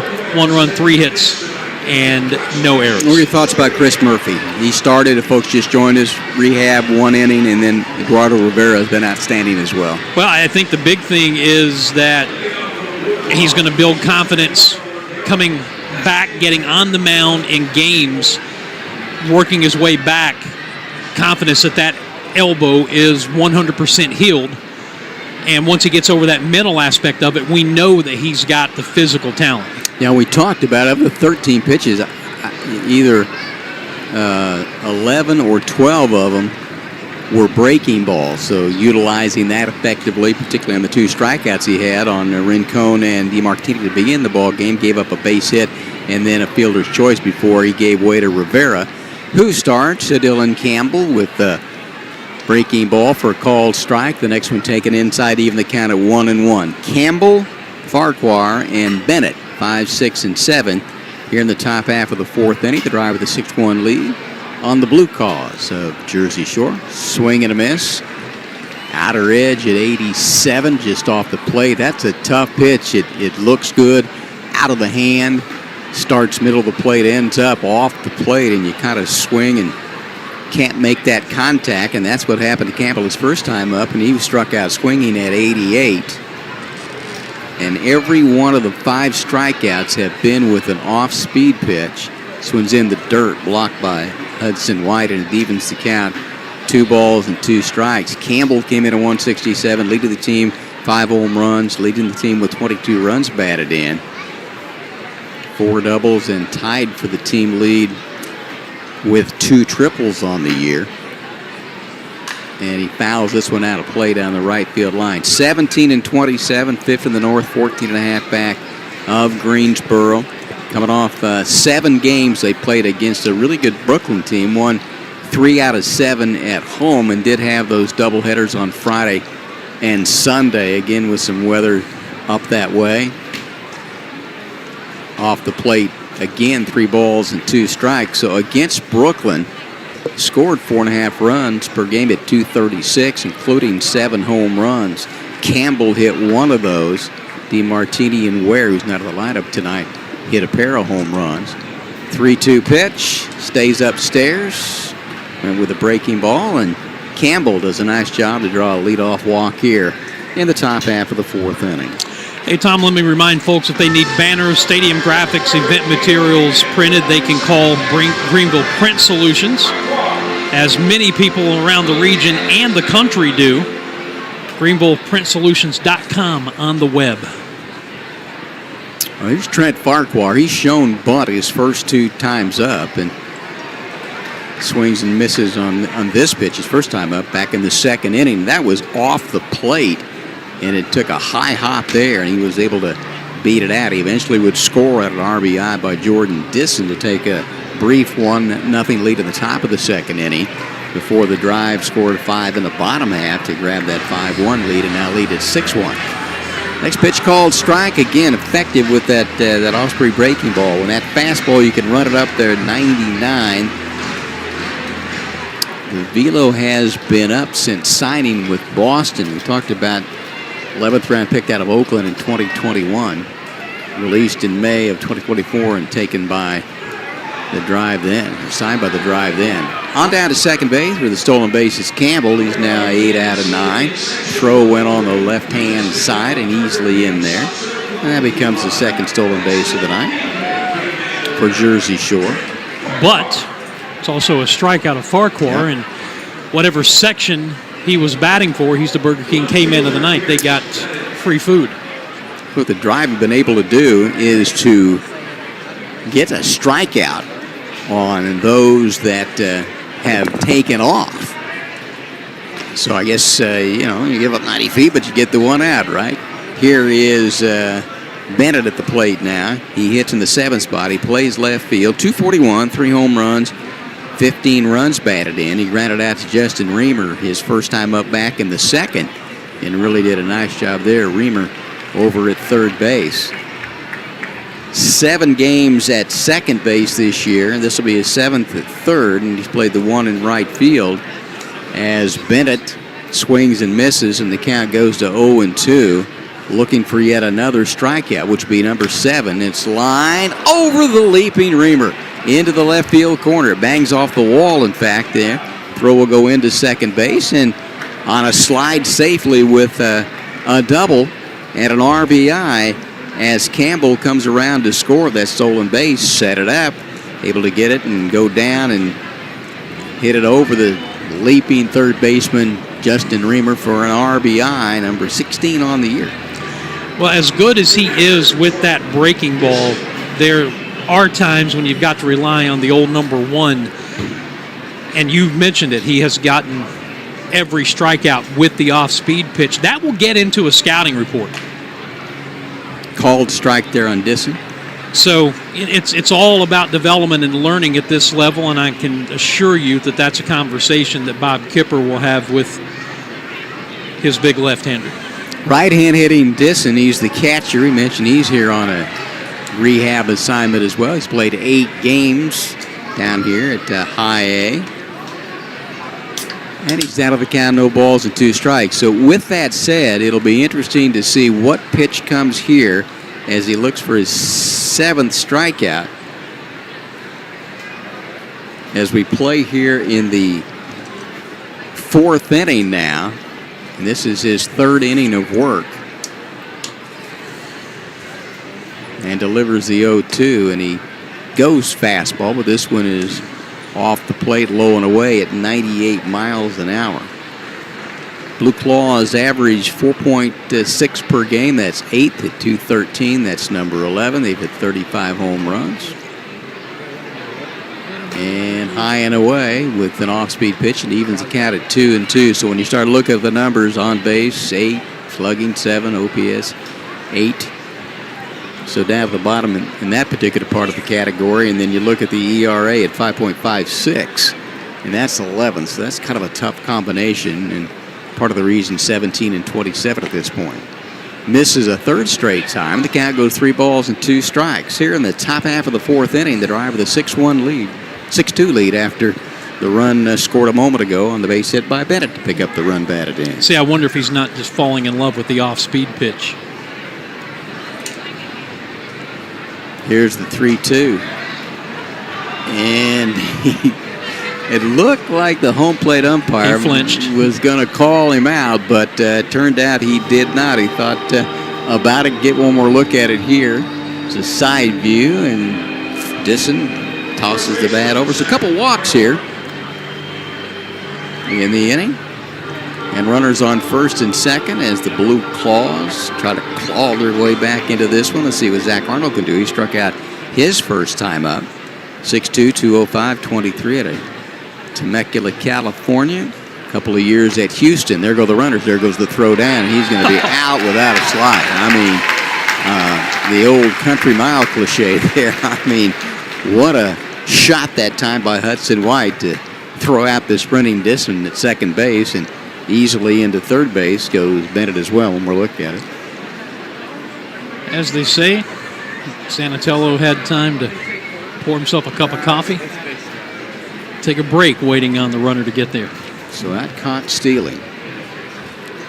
And a check swing by Arnold. I mean, it's been kind of tough for the Drive this year. The opposition having stolen 87 bases in 107 attempts now, 81% of the time, the 5th most in the South Atlantic League, but got a good one there. And with the runner on third, now 2 down, 1 in, 6-2. Hit hard, shortstop's got it. Arias will fire across, and he got him as Antonio Anderson with the catch kept the foot on the bag, and that'll do it. So a couple of walks, stolen base. 1 run gets in, and we head to the bottom half of the 4th inning. Drive coming up. They have a 6-2 lead on Jersey Shore. Dan Scott here for Todaro Pizza. You know, it's hard to performance. You decide who is our winner this evening. Let's meet our 2 contestants before we start that funky music. Who do we have on our right? I am Adam. We've got Adam over here, and on my left, I am Jake. We've got Jake. Ladies and gentlemen, especially you ladies, what you'll do is you will decide, Adam or Jake. Surf's up, fellas. You got to do your best moves for everybody. DJ, let's go. Take it away.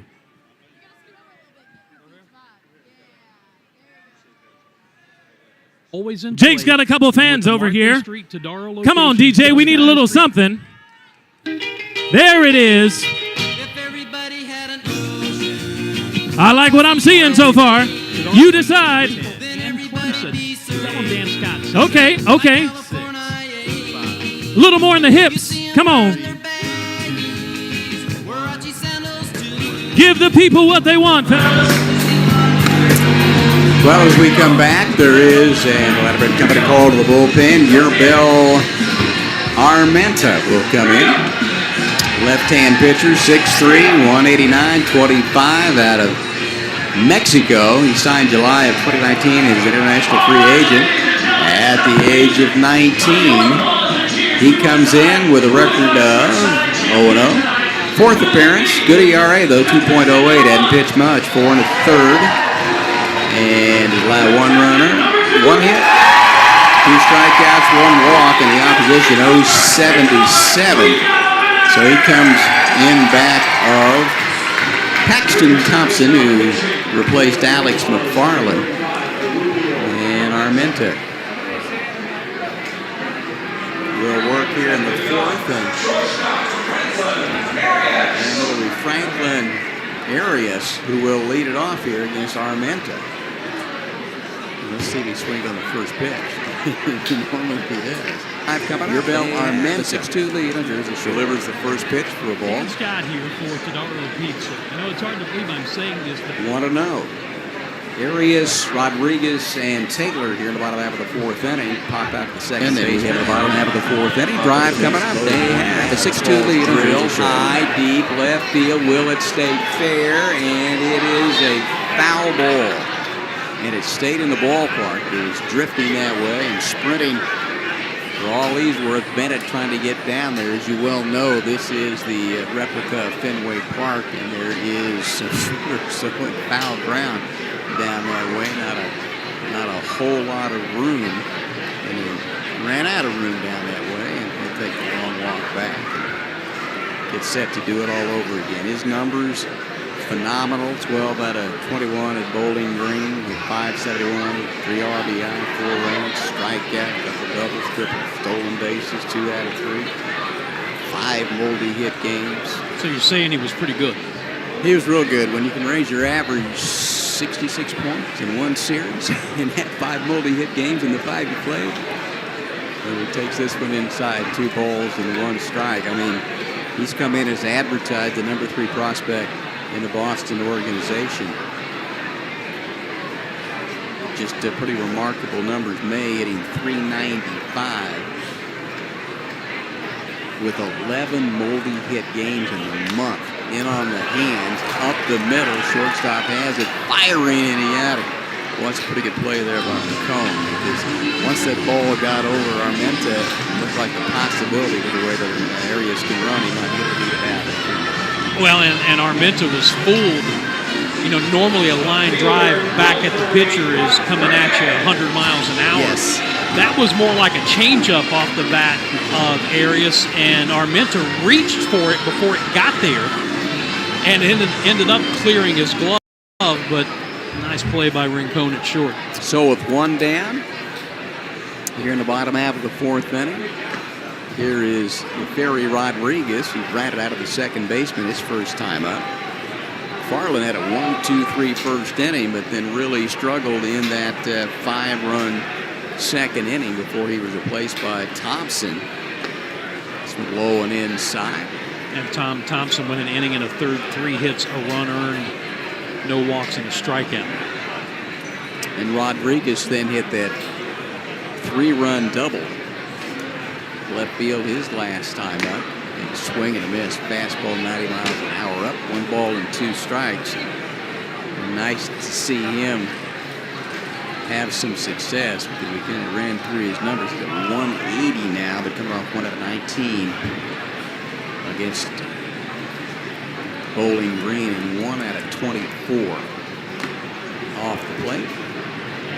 And 2 balls and 1 strike. Couple home runs, 9 runs batted in.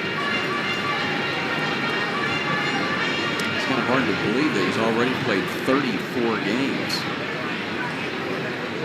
for the Drive. He Came over in the trade. Pops this one up. Who's going to call it left side? Looks like Rincon will come over and make the call with DeMartini and third baseman in the GA as well. But off the end of the bat, a little pop-up taken by the shortstop. So quickly 2 up, 2 down. Blueclaws looking for a quick inning here. Drive got 5 runs in the second, 1 in the third. And see if Nellie Taylor struck out, flied out to center field in his 2 at-bats. Whoa, there's a ball up and in. It was a breaking ball, but still, it's 78 miles an hour. Went over the top there, and he went horizontal quickly. He tried to get out of the way. He tried the old delay on the leg kick to throw Nellie Taylor's timing off, and then that ball got away from him. And then to Armenta's credit, he looked in and, hey, I didn't mean to do that. He works that third base side. This is lefty-lefty, and you can see on your screen where he comes from. Hides that ball a little bit. Check swing. Again, it's 78. Fouled off. 1-1. Taylor 4 out of 18. 4 RBI, 3 runs. Did so against Bowling Green at a solo home run while he was there. May, 278 in 19 games, and hit in 13 of those. He's had moments when he's been very effective and ability to get on base as well. In fact, he's hit in 9 out of the last 11. He's been on base 19 out of the last 21. So he settles in there in center field. The number 21 prospect in the Boston organization. 3 home runs, 17 runs batted in. Leads the team in stolen bases with 13 and 17 attempts. Like to get something going here with 2 down. The bottom half of the 4th. Drive with a 6-2 lead here. He's down to the count 1-2. Armenta delivers that pitch outside. There's a 93-mile-an-hour fastball. And we've seen 70, 76 as well. So, man, I mean, he gets spread out there wide, gets that sign, jumps back on the mound, clock down to 1, fires, and it's off the plate outside. 3 balls and 2 strikes. The Drive went 3-3 at Bowling Green and averaged 3.7 at 234. 44 hits, only 9 were extra. Hit 3 home runs. Taylor, Brannon, Blaze inside on 3-2 and almost brushed him up with a breaking ball. And Nellie Taylor will pick up the walk, and he'll be a 2-out base runner. Give way to Antonio Anderson. A couple base hits, scored 2 runs already. Turning over at first base again is principally a third baseman. This is his 7th game at first. He's played 9 at third. Turn around and bat right-handed. Left-handed coming in 271, right-handed 200, 2 out of 10. So we had a double and a single, double to center and a single to left. It's a big cut there down the left field line, and that ball will get out of play, and the scramble is on as the kids go after it down that third base line. It landed on top of Reedy's clubhouse and kind of fell between there and the stairs leading up to the Green Monster, so you got some youngsters trying to weasel their way back into that somewhat restricted area for a souvenir. See, there is the throw over to first base, and back standing there. We talked about Taylor's ability with 13 out of 70 stolen bases. Anderson at the plate.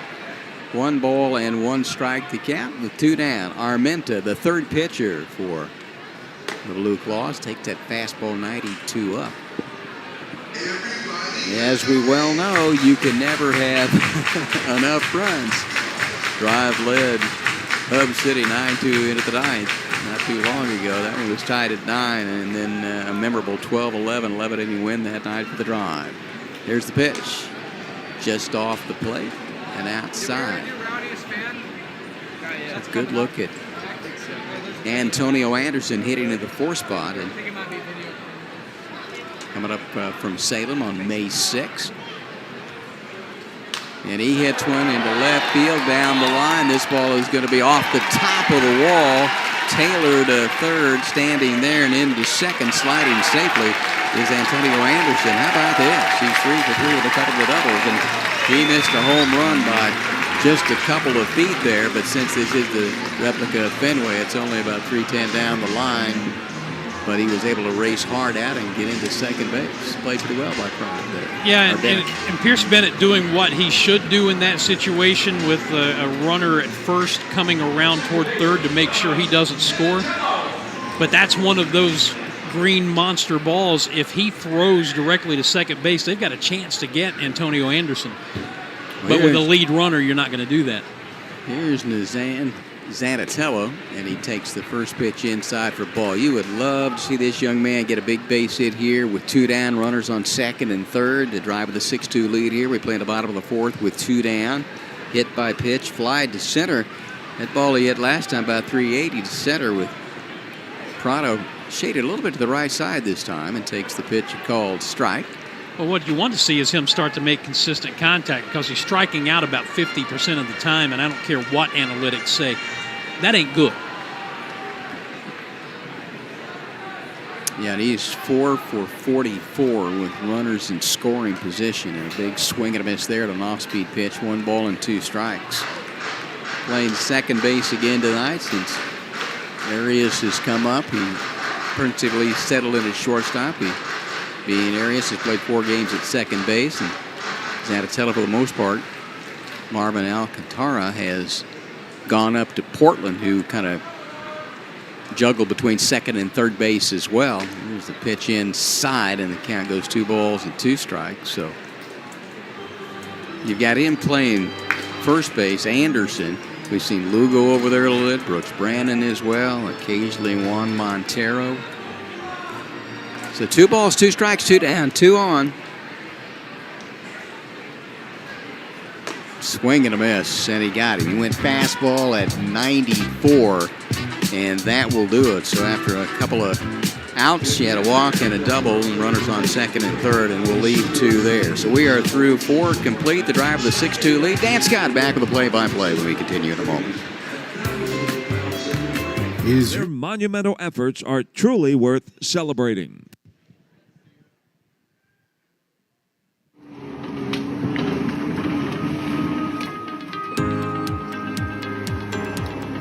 Not in my 29 years of being out here. This is the first I've seen of something this magnitude. Our main focus of the first couple of days were opening up the driveways, cleaning the sidewalks off so students and faculty can get in safely.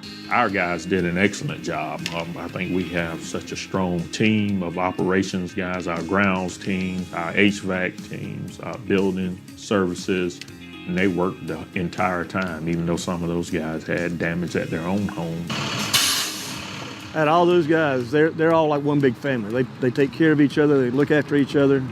They're all willing to work with each other and do what it takes to get what the task is done. They're really a unique group of guys.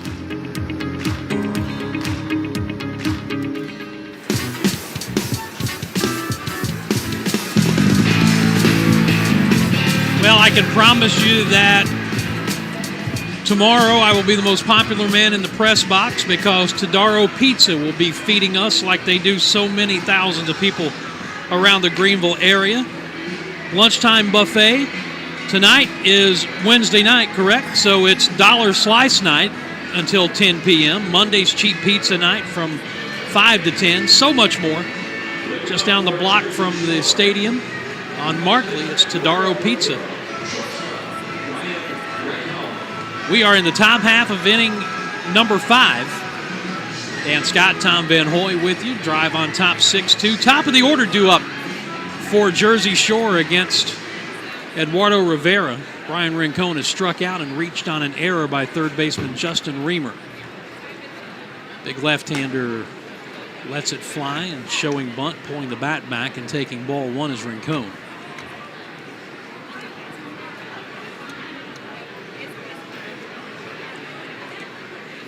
And the 1-0, swing and a miss. Good slider down and in. Rivera on an 80-pitch limit. This is number 57 on the way, and again a bunt, this time push first base side foul. It's 1-2. The hope is that with Murphy in the rehab start, giving him 1 inning, that between Rivera and Danny Kerwin, they would be able to finish out the game. And now time called at the plate, and for Chris Murphy, 13 pitches, 10 strikes, 2 strikeouts, and the 4 batters he faced in that first inning, beginning the game. His first game action since September 27th of 2023. Check swing, did he go? He did not, says field umpire Tatum Littleton. 2-2. So you have to think that there were some butterflies for the young man, and he acquitted himself very well. He'll get at least 1 more appearance with the drive on this homestand. Here's a half swing foul just outside of third. The original plan before the rainout last night was he would start last night and then make 2 more relief appearances in this series. Now he'll make at least 1 more following the start tonight, and then the plan as to whether he'll stay here for the first part of next week to get in another appearance remains to be seen. Strike 3 swinging. Rincon down for the second time. And that is 7 of them for Rivera. So 1 down. And here is Carson DiMartini.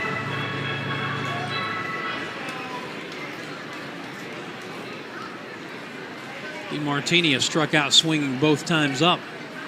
And he swings and fouls this one in and out of the mitt of the catcher Hudson White.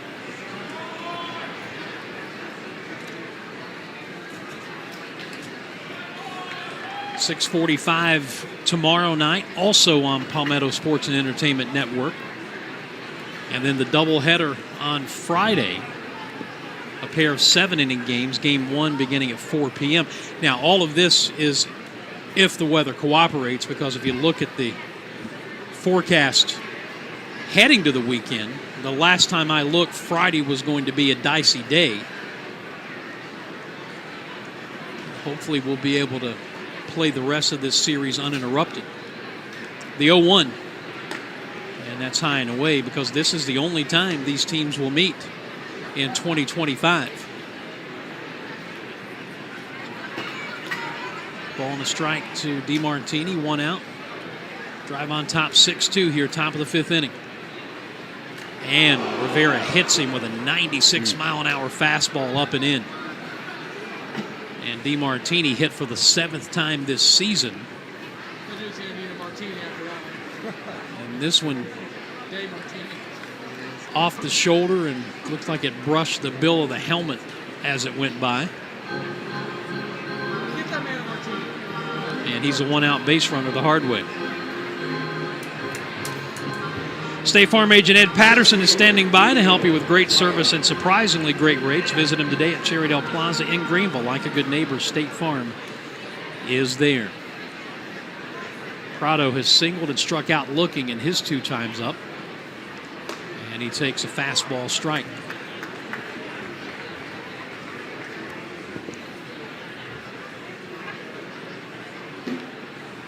You know, for Tom and I, this is the beginning of a long stretch back-to-back homestands. But for the Drive staff, it's the middle week of 3 straight weeks of baseball, because last week, while the Drive was on the road at Bowling Green, the Southern Conference baseball tournament was played here.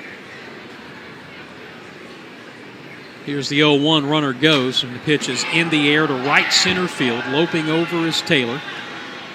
He puts it away as DiMartini retreats to first base, and there are 2 down. We know that there is no such thing as a quick game in Southern Conference tournament baseball. And this weekend, or this past week and weekend, was also highlighted by a couple of fracases, multiple ejections, a 30-minute delay in one game to try to figure out who to throw out of a game. Here is Eduardo Lopez, runner going again. The pitch is taken for a strike. The throw down and not in time.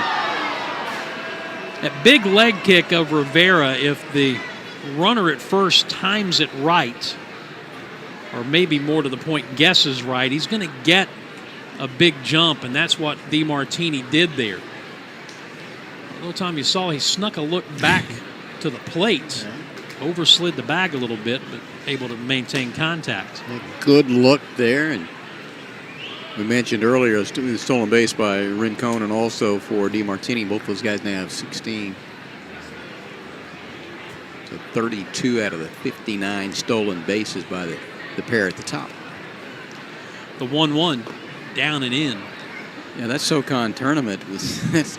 I've done those before, and you do 4 games in one day. When the first game's 16-11, you're going to be there for a while. Yes. Second game 12-7. The third game 11-10. Pack a lunch, a snack, a dinner, and a late night snack. Man. 2-1 foul off to our right. And the delay that saw the multiple ejections happen because a young man from Sanford hit a home run and on his way around the base paths basically taunted every member of Mercer's infield. And it caused an uproar, as you might imagine, and ended up with multiple ejections and a long delay trying to figure out who to throw out of the game. But some of us were talking in the press box earlier and actually talking with former big league umpire Philden Culbreth. This is what happens down to that level when Major League Baseball, as there's ball 4 low, decided to embrace the marketing scheme they used a few years ago. It was let the kids play. And what it's done, it's created a massive level of disrespect for the opponent. It's one thing to have genuine emotion for yourself, but the bat flips, the posing, the taunting opponents that we see in the big leagues trickles its way down to every level of baseball. And again, here's my crotchety old man moment. The Stadler and Waldorf memes are going up all over Drive Country now. But that's not how the game of baseball was meant to be played. You don't show up an opponent just like you don't show up an umpire. And genuine emotion is fine. But when you're doing things to intentionally draw attention to yourself, you're doing things to incite the crowd, you're doing things to intentionally show up your opponent, I got a problem with it. Major League Baseball apparently doesn't, because they've embraced it, but we have seen the trickle-down effect even to the college level, and it was on display here this weekend. Yeah, it's a very difficult situation when you have a delay of some 30 minutes trying to figure out what's going on and who to eject. That's not a good look. Bob Kipper's meeting at the mound over. First pitch to Dylan Campbell's a line drive, base hit to center field, rounding third, and the throw to the plate gets through, allowing DeMartini to score to make it a 6-3 game, and the throwing error by Taylor will allow Campbell to move up to second base.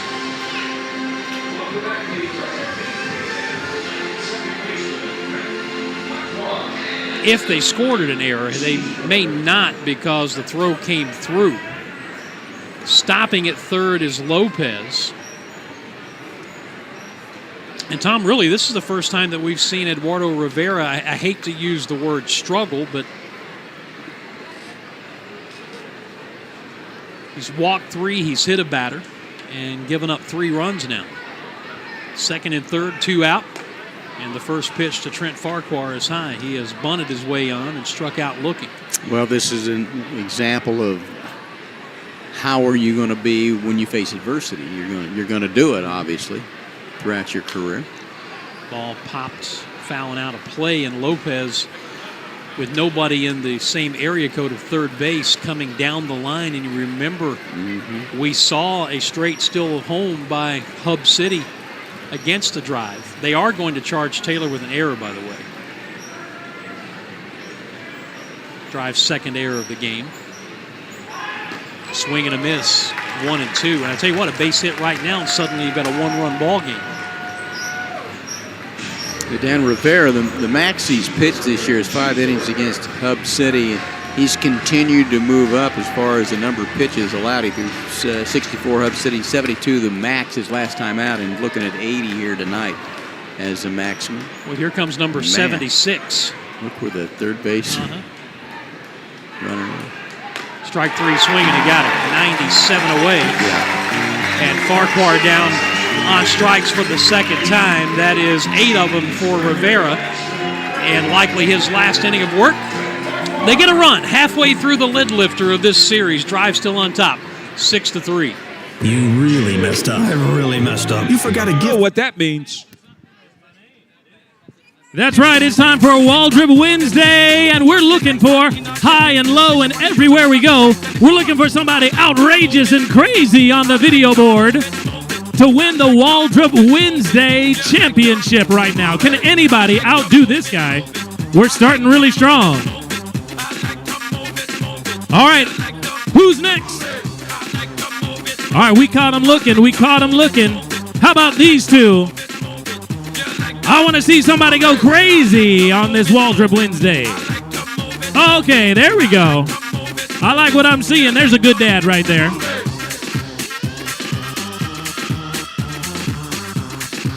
I don't know if we've decided yet. Who's it going to be?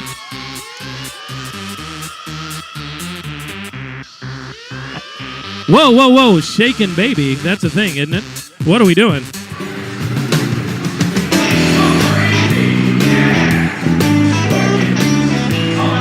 Every fan's dream is to make the Hall of Fame, and now you can. The Hall of Fame Sports Grill at 531 Wade Hampton Boulevard in Greenville. Live sports, trivia, and fantastic food. You can find out more at HallOfFameSportsGrill.com. Dan Scott, Tom Van Hoy, good to have you with us. Speaking of the Hall of Fame Sports Grill, coming up on June 7th, they have a big parking lot party coming up with the Eric Weiler Band from 2 to 5 p.m. Well, you're a Hall of Famer. Are you signing autographs? No. No? Okay. Miguel Blaise leads it off against Urabel Armenta, and the first pitch is outside a ball. Blaise has reached on a fielder's choice and scored and singled in 2 times up. Tom, the attendance figure is in. I was kind of leaning out here taking a look. Swing and a miss at a breaking ball, 1-1. It's a good crowd. You know, we're getting graphics for everything. We need to get some kind of up and down graphic for. Oh yes. You know, how far off you are, or how close you are. That's true. Yeah. Like the Price is Right, the yodel guy going up the mountain. You know, you got to stop it at a particular place. Yeah, we'll get Zach on that. Get a graphic for the picking the attendance. 2 balls and a strike to Blaise, the pitch, and it's high, ball 3. Who can beat Tom? And it's like, well, this person. I would say it'd be a shorter list of who can't beat Tom. Yeah. Okay. Oh man. I'm glad I don't take too many things seriously. Yes, no kidding. Well, you can in our business. That's right. Don't mind me. Changes on a daily basis. There's ball 4. All right, about 4,253. You're not off to a good start. Really? You missed it by 940. 5,193. That's got to be tickets given out. You know, I just. That's not 5,000. You're reporting the facts. I just report what I get from the general manager. Now, if you want to question the integrity of our general manager, Eric Jarinko, feel free. No. Runner going. I'm not doing that. I want to come back tomorrow. But a swing and a foul tip by Brannon. There's not 5,000. Well, maybe. But I tell you what, it's a great crowd here tonight, and it's summertime. School's out, and they're celebrating for all the folks. Yep. The Greenville County School District, and great to see that. All right, well, I'm glad that I always miss on the low side. Well, I can only go up, right? Yes, Brannon 2 for 2. He swings at a changeup and comes up empty. Quietly, Brooks Brannon with his 2 hits tonight, his average at 244. And going into the last game of the last homestand, he was at 189. Talked about what he's done over his last 5 games. He's down 0-2 here. Doesn't have a hot shoe. Armenta with a long pause, still holding, now pitching, and he misses down and in. Take something off something. Well, whoever my new partner is tomorrow, we'll be back with you at 6:30 airtime, 6:45. Come on, man. First pitch. Maybe, hey, where's Punchy? Somebody, did the SOCOM people take our hand puppet? I don't know.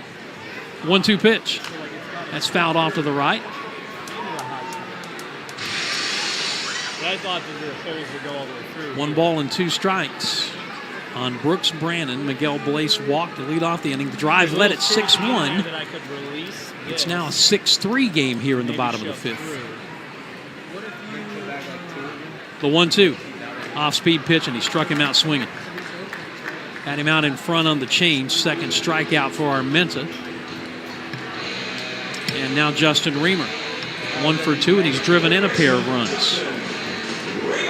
Base hit in the second inning, and then legged out a bouncer up the middle with the bases loaded. They got the force at second, but he was able to beat the throw to first to drive in a run. And now we have an Atlanta Bread Company call to the bullpen. That's going to be it for Armenta. Greg Brzezinski going out and making the call. We will be back after this break to tell you about the new Jersey Shore pitcher. Dan Scott here for the Atlanta Bread Company. What do I like about Atlanta Bread? Well, too much to mention in a short commercial, but here are a few things. Bread baked daily, fresh on site. A tremendous selection of soup, sandwiches, and salads. Seasonal special additions to the menu. Delicious hot coffee and a bevy of other drink options. And yeah, can't forget about the baked sweet goodies. Dine in or carry out. And when you have the Atlanta Bread Company app, you can order and pay online. Then breeze past the lines to the pickup counter to get your food. Experience it for yourself. That's the Atlanta Bread Company, Cherrydale Point in Greenville. Let me tell you something, Cowboy. This rookie can really bring the heat. He's smoky and spicy with a Chipotle style all his own. It's a new Montgomery and Chipotle barbecue sauce. Make it a part of your home team. Available now at your neighborhood grocer or online at CincyFavorites.com. This is all cheap plastic, though. Atlanta Bread Company called to the bullpen for Jersey Shore, already their 4th pitcher of the night. And this time it is submarining right-hander Josh Hedgka. 6'1", 175, bit older for this level, 28 out of Dearborn, Michigan. June of 2019, minor league free agent signee, the New York Mets out of Johns Hopkins, traded to Philadelphia February of 2025. See the numbers there on the screen. We'll give them to you. 1-1 with an ERA a bit above 7, 11th appearance. All in relief, just 7 2/3. That's it. 6 runs, all earned, 9 hits. He struck out 10. Walked 2, allowed 1 home run. Opposition hitting .281. A couple of wild ones along the way. Hadn't hit anybody yet. Was he a medical student? Could be. At Johns Hopkins? Could be. We'll say hello to my wife, Angela, who is watching the game tonight on Palmetto Sports and Entertainment Network. Tom, she said if indeed this is your last game after your diss of our general manager, she will fill in for you. I mean, the people heard what happened. The disrespect, the questioning the integrity of Eric Jarinko. Not that I would throw any fuel on the fire, if you understand. First pitch to Reamer was a ball. Runner goes, and that pitch is taken inside. The throw down is not in time. Stolen base for Blaze. Tell you what, if you're a right-handed batter, this is a bit of a test of your manhood because Hedgka pitches from as far as you can on the third base side of the rubber and still be legal. And the pitch has to look like it's coming from the third base position with the submariner out there. Watch this. Strike call, 2-1. But, like any other pitcher, your job as a hitter, just ignore all of that stuff, find the release point, and focus on the baseball. The 2-1. Misses inside, 3 balls and a strike. Hudson White, the number 9 hitter on deck. Drive leading 6-3 and have Miguel Blaze at second base with one out here in the bottom of the fifth inning. Hetchka with the pause, the 3-1, and it's outside ball 4. So he walks the first batter he faces. And now here's Hudson White, who has walked and scored and struck out looking in 2 times up. You know, speaking of adding fuel to the fire, I have not brought up the fact that my Reds are going for a sweep of your Royals tonight. I know. They played well. Yeah, the Royals just scored to go up 1-0 in the 4th inning of that 3rd and final game of the series. Good pitching, but not enough offense this year. But didn't we see Drew Walters here a few years ago? Or am I imagining things? I don't remember. Strike 1 to White. 2 on, 1 out here in the bottom of the 5th. Runners go. Pitch is taken down and in the throw to third is in the dirt and it skips through, goes all the way into left field. Blaze will get up and score. On his way to third and bouncing safely into the bag is Justin Reamer. Throwing error by Jordan Disson brings in a run, and the Drive extend the lead to 7-3. Yeah, aggressive on the base pass, trying to make something happen. Jerseyshore kind of pecking away, getting back in this one, and lets it go and sailed by the third baseman, DiMartini. And you get one. Another runner in scoring position, 90 feet away. That'll bring the infield in now with a 1-1 count on White and Reamer at third. Hetchka pitches, and a swing and a miss at a breaking ball, 1-2. It's the 3rd error of the season on Disson, who, as Tom mentioned, is back here on a rehab assignment. He's played 8 games this season with Jerseyshore, this being number 9. 2 balls and 2 strikes. Outfield playing White as an opposite field hitter. Infield is drawn in. You got to put it in play here. The 2-2 pitch, and he pops it out into shallow right center field. Tagging is Reamer. Waiting is Prado. Makes the catch. Here comes Reamer. Here comes the throw up the third baseline, and Reamer scores standing up. Sacrifice fly for White, and it's an 8-3 game.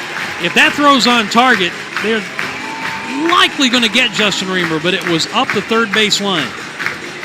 Yeah, and I thought Disson did a pretty good job. He tried to sell it, just kind of standing there, and the ball was just up the third baseline. You figured that with Reamer, good speed, going to make him throw you out. I mean, it's not all that deep, and he did a good job to get behind the throw. Prado did, the center fielder, and it was just up the line and able to scoot by and score. Franklin Arias fouls the first pitch away. That makes the Blaze run earned. The Reamer run is unearned.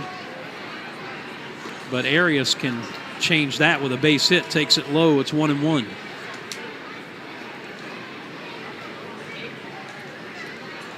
So the Drive have put 2 on the board to push the lead back to 5. 8-3, and Arias fouls that pitch back.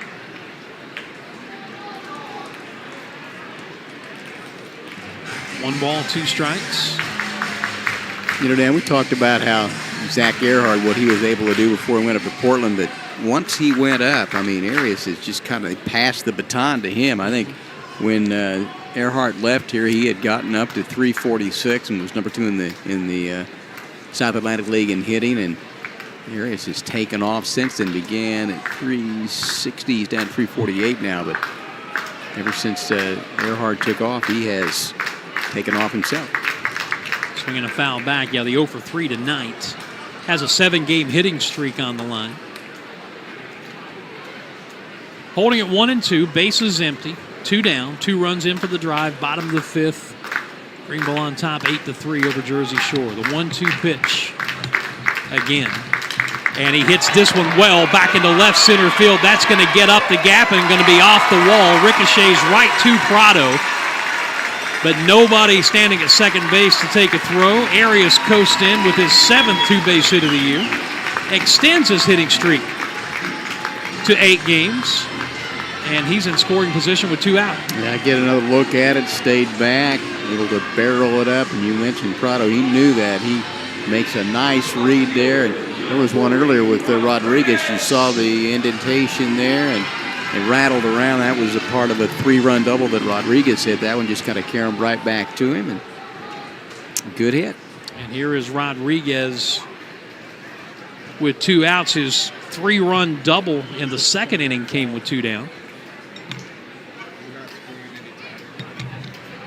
And the first pitch to him is in the air, foul down the left field side, and will be off the screen in front of the hill sign and ricochet back out into fair territory. You know, Dan Drive did pretty well tonight. They picked up their 9th hit there. And a lot of them have been hard hit like we saw a moment ago, but you know, some of them have been just get bat on ball and found a place. And even Reamer's base hit on a 98-mile-an-hour fastball with the second baseman in at that point was a big one, part of a 5-run inning.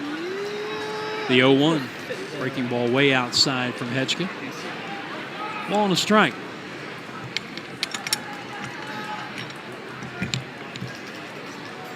Well, we are not moving along at a screaming pace here. But up 8-3. 1-1 pitch.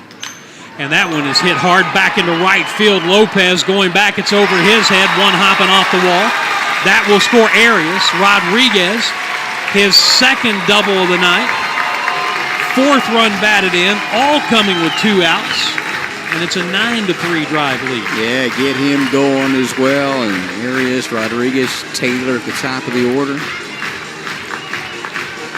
Well, you never know what's going to happen in a series, but if the Drive can make some hay in this series against Jersey Shore,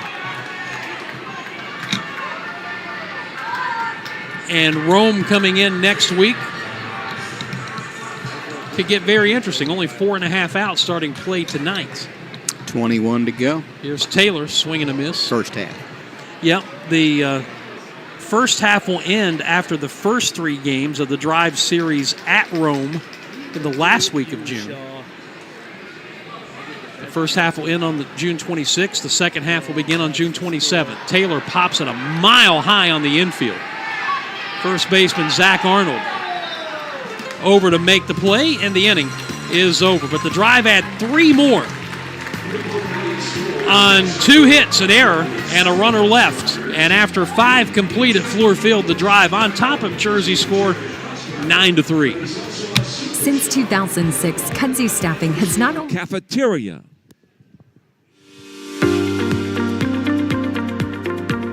My name is Eugene English, and I am a bus driver for Greenville County Schools. I moved here from West Virginia in 2017, where I come from, pharmaceutical life for 15 years. Make sure your emergency doors are working properly. Now that I've had the experience and been doing it almost 6 years, I really enjoy this job. I'm still a kid at heart. I understand that kids are going to be kids, so to hear the laughs and the singing and all that, those things don't bother me. I'm getting a little older, so they keep me current on whatever else is going on out there in the world. I also work in the cafeteria as well, so I double duty. I'm a cook at Malden Elementary. In the mornings I drive my route, in the afternoons I'm in the cafeteria, and then I come back to the bus and drive again. You never know what a student is dealing with at home, so that's my goal each day, to be a positive role model to the students. Facebook today.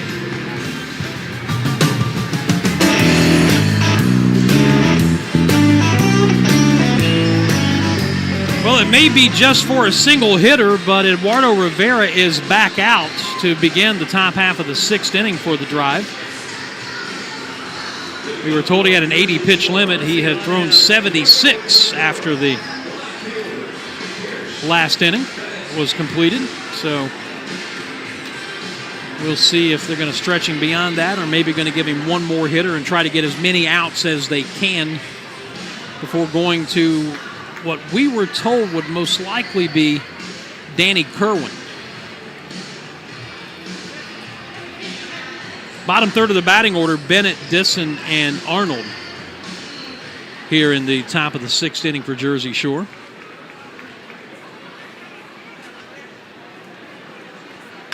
Bennett, first pitch swinging, a ground ball to the left of Reamer, who scoops and throws. 1 pitch, 1 out.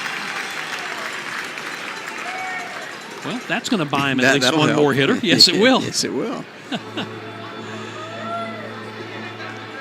Hey, I want to say hello to Rick Sinclair, who is checking out our broadcast from Bangor, Maine tonight. Rick, thank you for checking in with us. Here's Jordan Disson, RBI single and a walk in his 2 trips to the plate. Rivera's first pitch is a strike on the inside corner. Drive leading at 9-3 as we begin inning number 6. Breaking ball low, 1-1.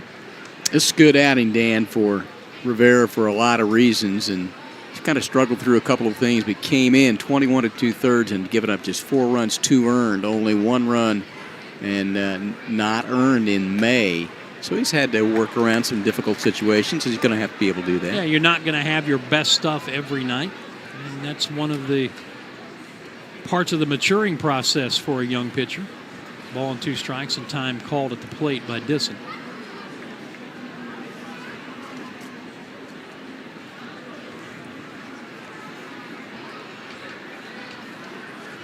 Here comes pitch number 81, and it's low. 2 balls and 2 strikes.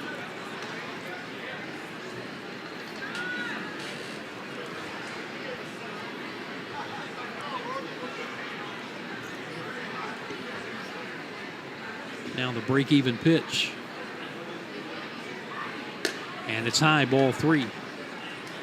96 with the fastball.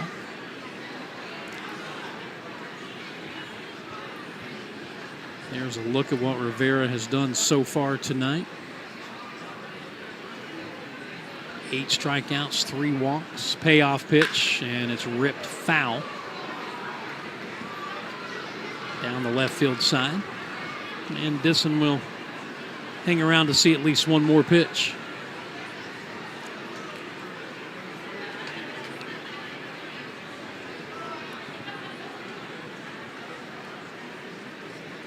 Rivera shakes off a sign from White. And again, the 3-2 pitch on the way. And another foul, this one off the fist to the first base side. Oh, did that ball hit that little girl in the head? Oh, looks like, yeah, got her. Yep, she was standing up there and took one for the team. And immediately got some folks there checking on her. Here comes the 3-2 again. And he almost hit Disson with a fastball up and in. Ball 4.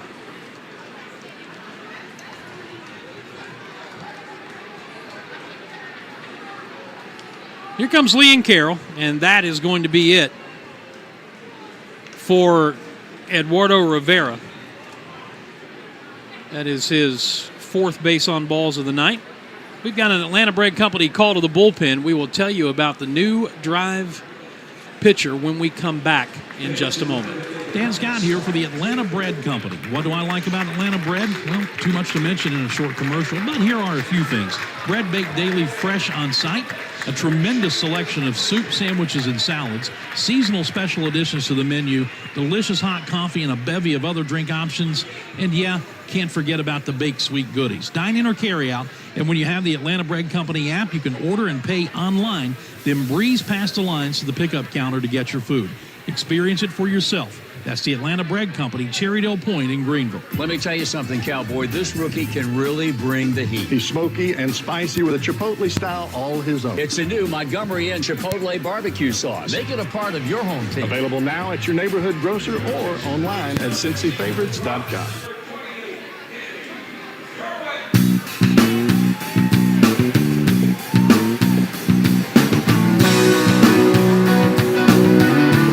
As we expected, the Atlanta Bread Company call to the bullpen for the drive brings on right-hander Danny Kerwin. 6'2", 205. He's 25. Lansdale Pennsylvania, undrafted minor league free agent, April of 2024. 5 years at Ryder, played 4 there. He's 2-2, ERA 5.94. This will be his 7th appearance. He does have 3 starts. He's pitched 16 2/3 total innings, 11 runs, all earned, 17 hits, 17 strikeouts to 8 walks. He's allowed a couple of home runs, hit 2, opposition 279, and a couple wild pitches along the way. He pitched on Wednesday in game 1 of a doubleheader at Bowling Green. Drive 1 at 5, 2, and 7. He was the winning pitcher, in fact. Went an inning in the 3rd, 1 run, a hit, couple K. Walked 1, 28 pitches, 15 of those strikes. All right, he will come on with 1 on and 1 out. And the number 9 hitter, Zach Arnold, at the plate 0 for 2, a strikeout, a ground ball to short. And Kerwin's first pitch is a little bit up, ball 1.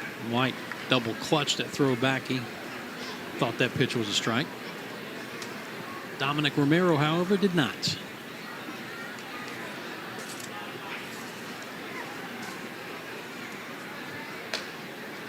There's a strike call, 1-1. If you're standing in the batter's box, you can see the number on the back of Danny Kerwin's jersey. He has that closed stance, if you will, when he comes set, swing and a miss. 1 ball and 2 strikes.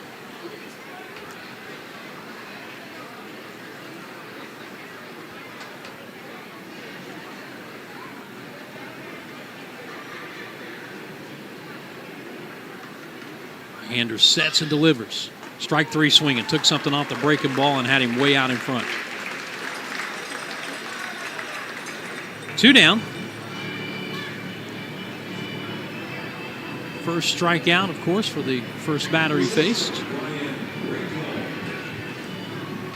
And here's the leadoff hitter, Brian Rincon, switch hitter who will turn around to bat left-handed.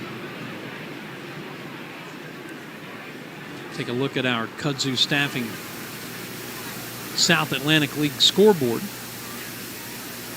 First pitch in for a strike. Top of the 7th inning. Winston-Salem batting, trailing at Hub City 6-2. Brooklyn, a 6-4 win over Aberdeen earlier today.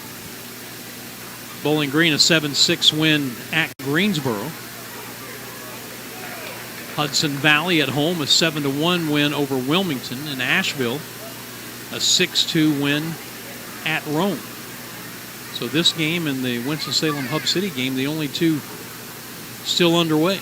No balls and 2 strikes on Rincon, who's 0 for 3 with a pair of strikeouts. KudzuStaffing.com, where you can find all the information about hiring temp employees, employee training, and so much more. Bring you our scoreboard on a nightly basis. Here's the 0-2 pitch. Way outside, and a glove save and a beauty by Hudson White. 1-2. That would be the stereotypical definition of a lunging stop by the drive catcher. Yes, it would. Runner at first, 2 down. Top of the 6th, drive up 9-3. The 1-2 pitch, and it hit him. Came inside. Second time that Rincon has been hit by a pitch this season. Moving down to second is Jordan Disson, and the inning will continue for Carson DiMartini, who was hit by a pitch his last time up. Outside of that, he has struck out swinging twice.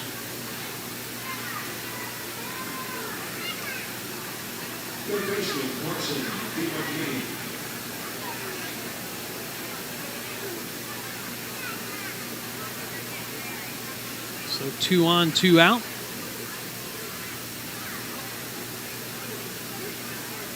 Left-handed batting, DiMartini waiting on Danny Kerwin. The first pitch to him is in the air a ton. Back into right center field. Going back is Taylor, looking up, and that one is gone. To the deepest part of the ballpark, The right of the batter's eye to the left of the 420 sign. A 3-run shot by DeMartini, his 4th of the year. And the Drive's lead cut in half. It's now 9-6. Yeah, if you're talking about to the left of or to the right of the 420 mark, that means that you got all of it. I mean, Taylor going back, and I mean, that's a blast right there. You see the angle there at 420, and it got up over the board for the home run.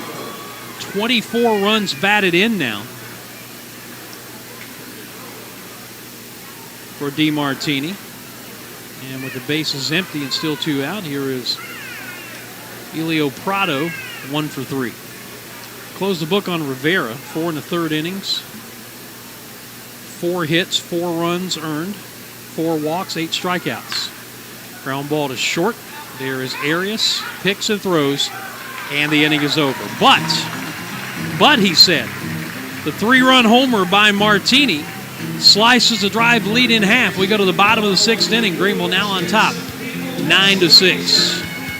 Lakethorn Baptist Church in Inman invites you to worship with us. Whether you're seeking a new church home, just visiting, or have questions about having a relationship. First baseline, we've got 2 contestants ready to go right round, and down to first base. I want you to meet these 2 ladies. They are cousins. Give it up for Eva Kate. Eva Kate is on the inside lane. And on the outside lane, her cousin Livy.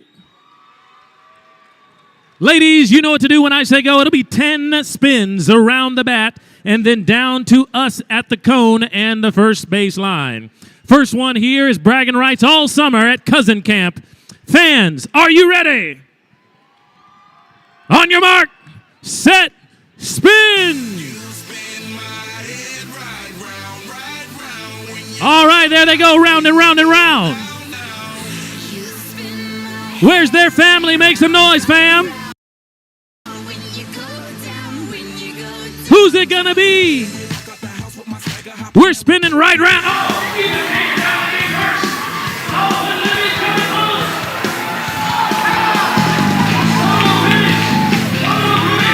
Call Bracken Roofing and Gutter today for damage repair, gutter repair and installation, insurance inspections. They can do it all. Get your free inspection today. That's Bracken Roofing and Gutter. Find them on Facebook or call 864-704-5993. Well, the Drive have extended the lead a couple of times. Jerseyshore has shortened that lead a couple of times. It's now 9-6. Drive as they come calling here in the bottom of the 6th inning.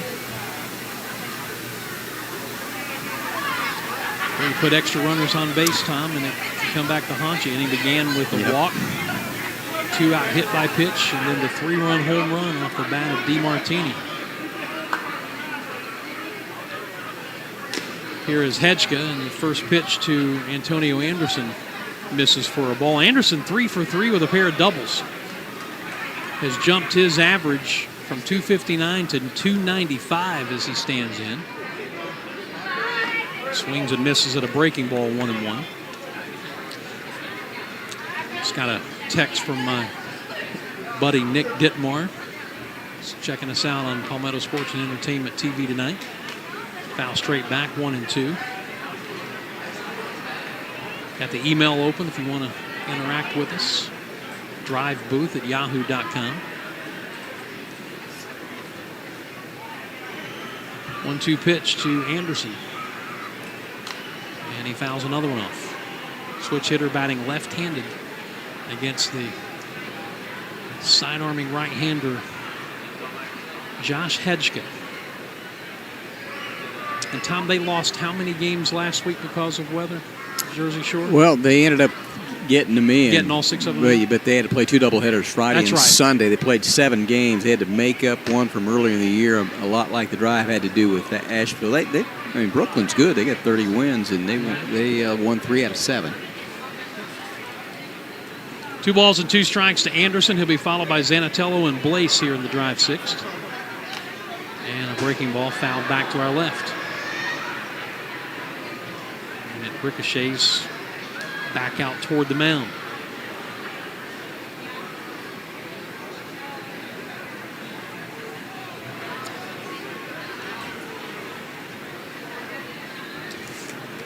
So holding it 2-2 on Antonio Anderson. Again, the break even. Way outside ball 3.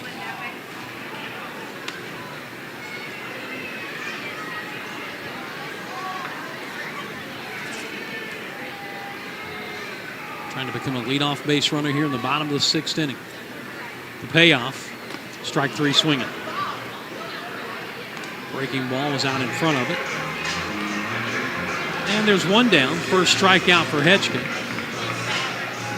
And now Zanatello, who's been hit by a pitch, flied to center and struck out swinging.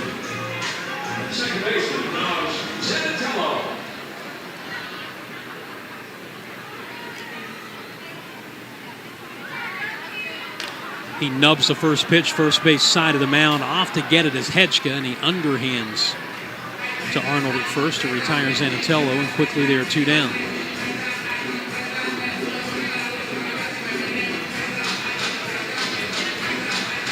Now Miguel Blaze, 1 for 2 with a walk. He has scored twice tonight.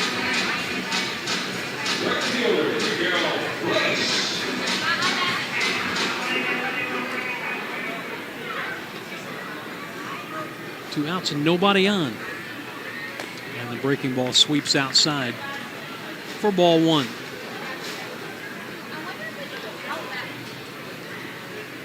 Drive of 9 runs on 10 hits tonight. So in our little running box that we keep here, they have crossed the 6-run threshold, which when they do that this year, they're 10 games above 500. Big bounding ball over the mound. Nice play by Rincon to his left, and his throw, he got him. Boy, I tell you what, Blaze can run, and Rincon got rid of that ball right now to retire the drive outfielder, and Greenville goes down in order. After 6 complete, drive on top of Jerseybshore, 9-6. Every sports fan's goal should be make it to the Hall of Fame. Maybe.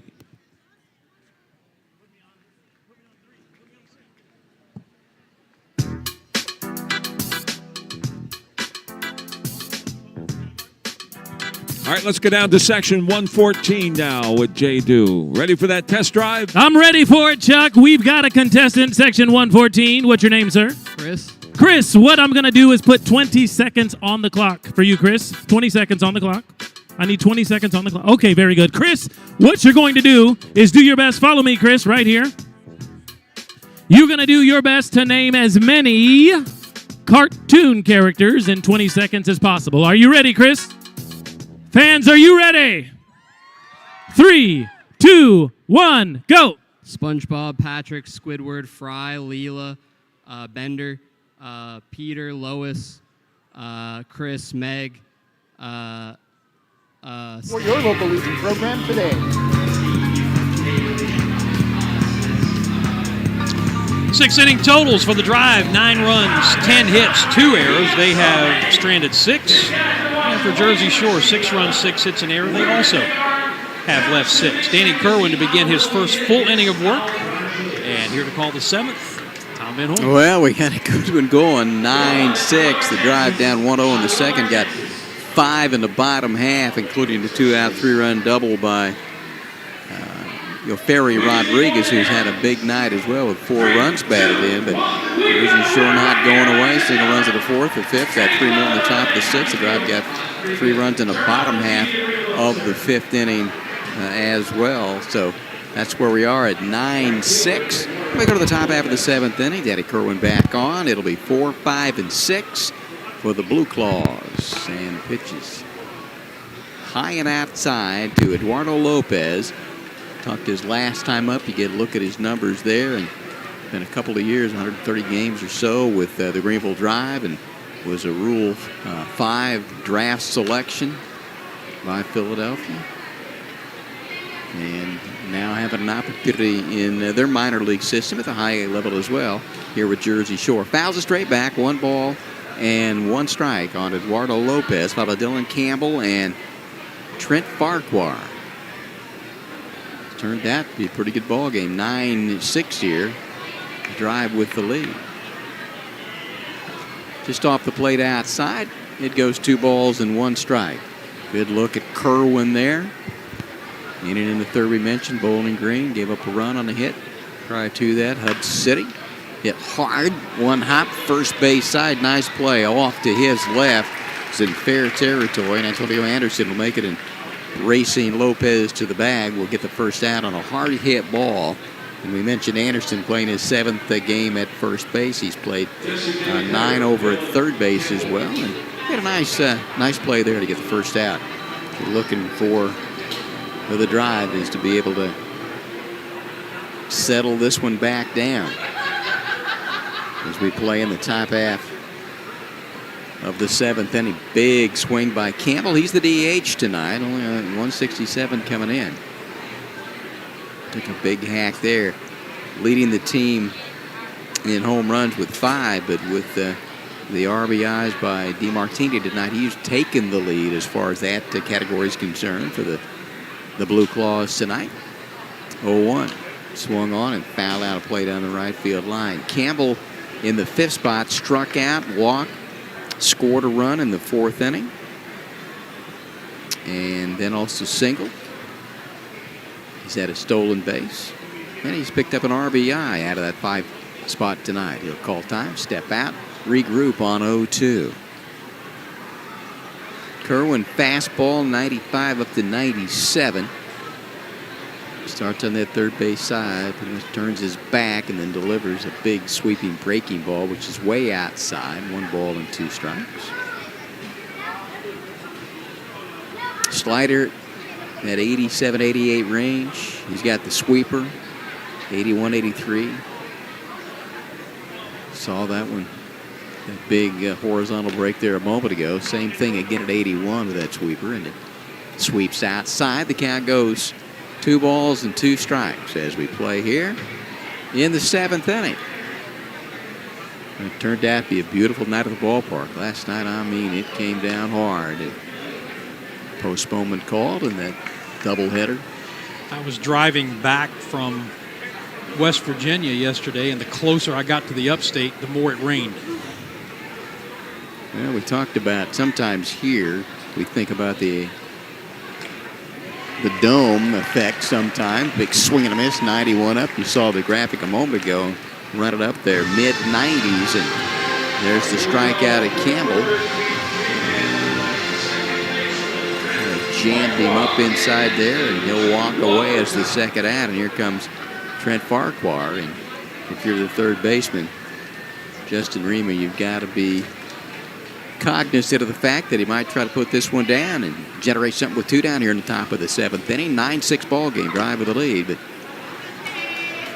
Blueclaws trying to get back into it. And whatever section he's batting for, didn't hear the announcement, but they've already won 2 prizes. Right. They're trying for the clean sweep from Burger King now, trying to get the Whopper. This one is low and inside. Yeah, he had that infield single and big bounder off home plate, able to beat it out. That he struck out in the 4th, and then again in the 5th inning as well. Eduardo Rivera with 97 his last time up, and the majority of his 8 strikeouts. Pitch clock violation there. That'll be a ball. So Farquhar in that 6th spot. Pierce Bennett is behind him, so you're looking at 197, 241, 250. In the bottom part of the order down to Arnold at 239. Big swing and a miss. 94, so he's running that ball up there in the mid-90s and maybe touch 99 four-seam. He's got the sinker as well. Saw the slider and the sweeper, I think, all of them on display here, and maybe in this at-bat, found how to play down the left field line. First and 6 this week between these two. Jerseyshore, Lakewood, New Jersey. Population about 70,000. 24th year there. Outer edge, called strike, and he took it. And that will do it. That was 90 miles an hour, so a very efficient inning by Danny Kerwin. 3 up and 3 down with a couple of strikeouts. We head to the bottom of the 7th, drive coming up. Let's see if they maintain that 9-6 lead. With over 30 years in the business, Greenville Print Solutions. Home with a $100 flight voucher, courtesy of our friends at Breeze Airlines. 3 up, 3 down. J-Do, all you. It's time to get up on your feet and out of your seats, ladies and gentlemen. Everybody join me and Louie and all the wig lines. Here we go. Take me out to the ball game. Take me out with a crowd. Everyone. I don't care if I never get back, for it's root for the drive. If they don't win, it's a shame. Count 'em, Lou. 1, 2, 3 strikes you're out. At the old ball game. Great job, everybody. Everybody clap your hands. Clap, clap, clap, clap. Are you having a good time tonight? Say yeah. Clap, clap, clap your hands. All right, now, we're going to...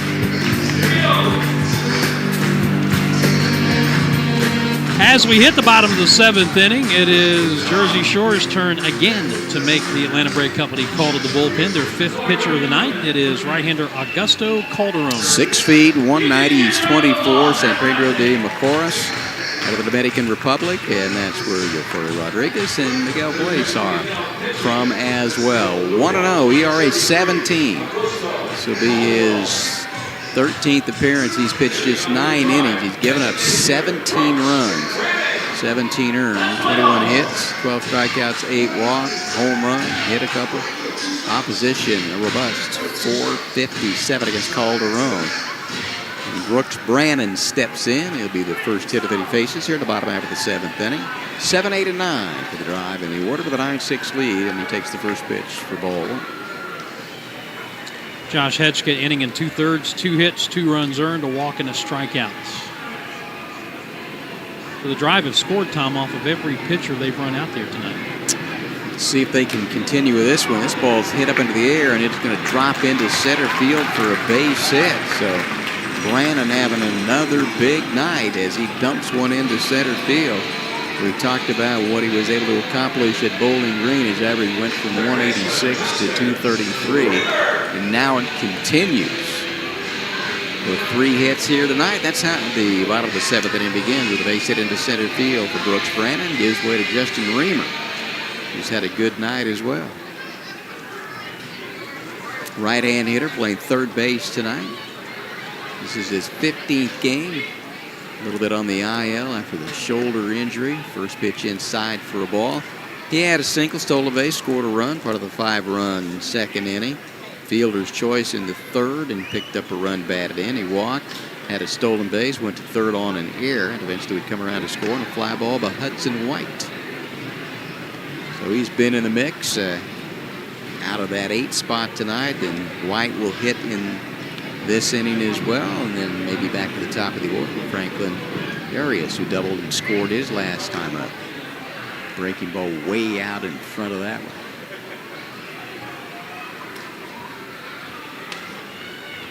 Brannon up to 248 now. He's got 3 hits. Anderson has 3 hits, and Anderson's average is now 290. That base hit by Arias back to 355. 1 for 4 tonight. Came in at 360. 1-2 fouled out of play. 94-mile-an-hour pitch. 1-2. Blueclaws out of Lakewood, New Jersey, 67 miles south of New York, if you wonder, 74 miles northeast of Philadelphia, and only 9.5 miles from the Atlantic Ocean.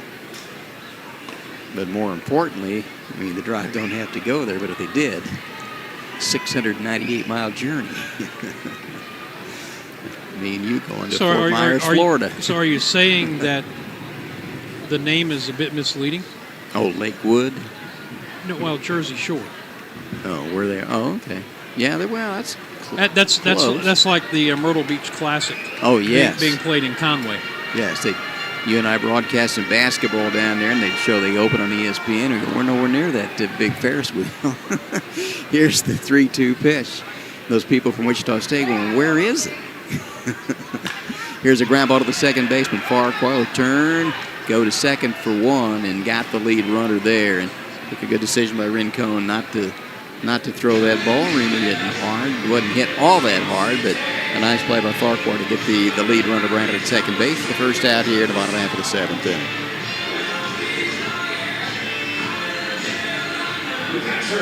So Hudson White, he flied out to center his last time up, and he was able to drive in Justin Reamer. Helped along the way, that stolen base and a throwing error. Same thing for Miguel Blaze, that scored to the fifth as well. White will foul one straight down. He's walked, scored back in the second inning as well.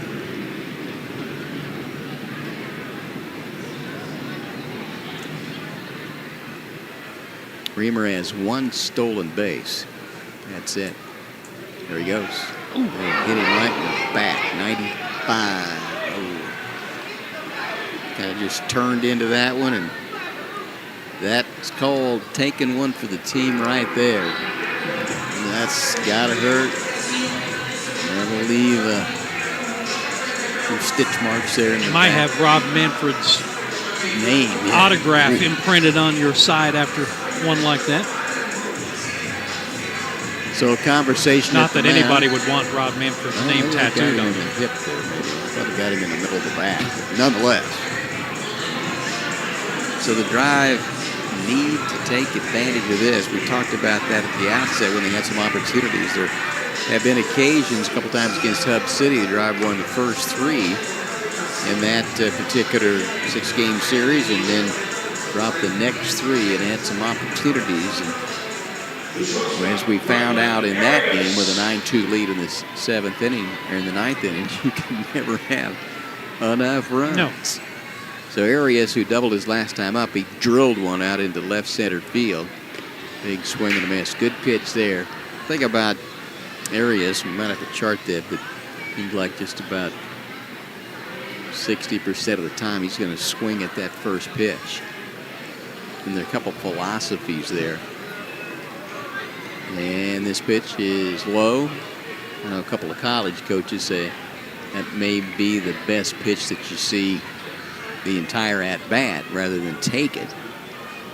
And he's definitely aggressive and been successful with that approach so far. Reamer dancing away, and this one's in the dirt. Good job by Disson to keep it in front of him there. Farquhar to keep him close at second base. Center fielder is Prado. He's shaded a bit to the right side. Same thing with the left fielder. Pierce Bennett, maybe more out in the left center field. If he could hit one down the line, he could run for a while. He's trying to tag one somewhere and add on. Hits it hard, foul, third base side. He'll re-rack it and do it again. 2 balls, 2 strikes. And 1 down.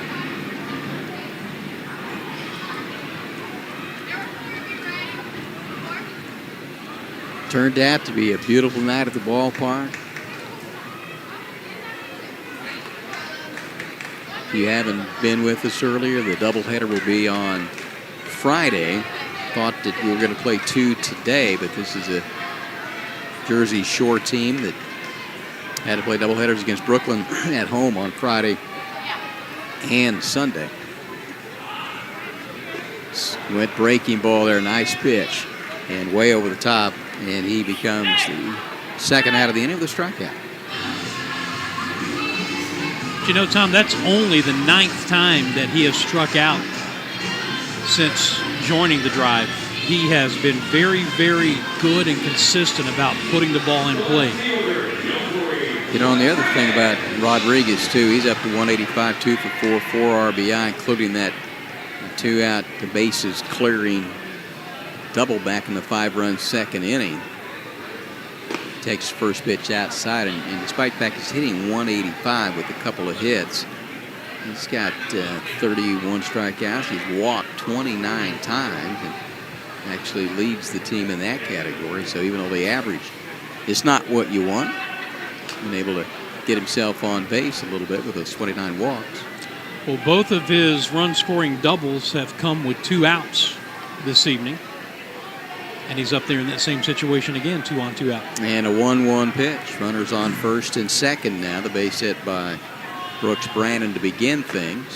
swing and a miss. Off speed over the top. That's what he got Arias a moment ago. And then the fielder's choice by Reamer, the hit by pitch. White took one.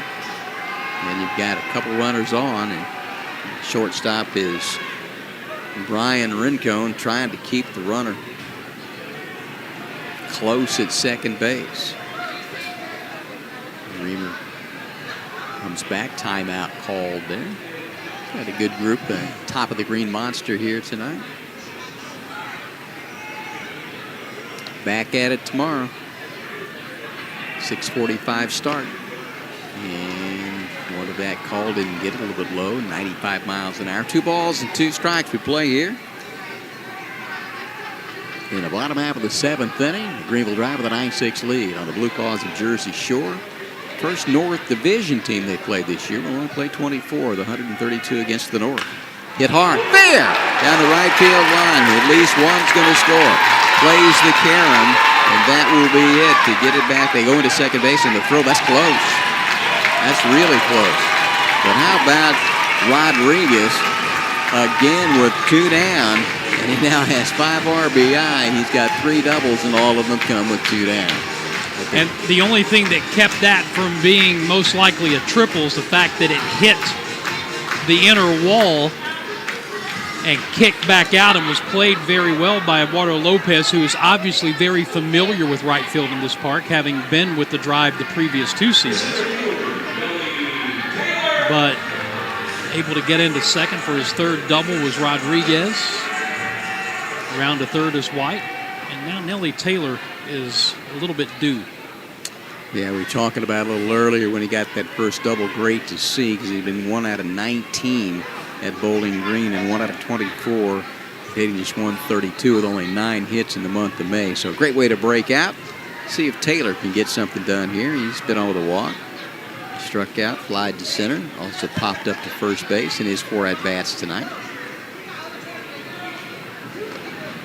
And just off the plate for a ball.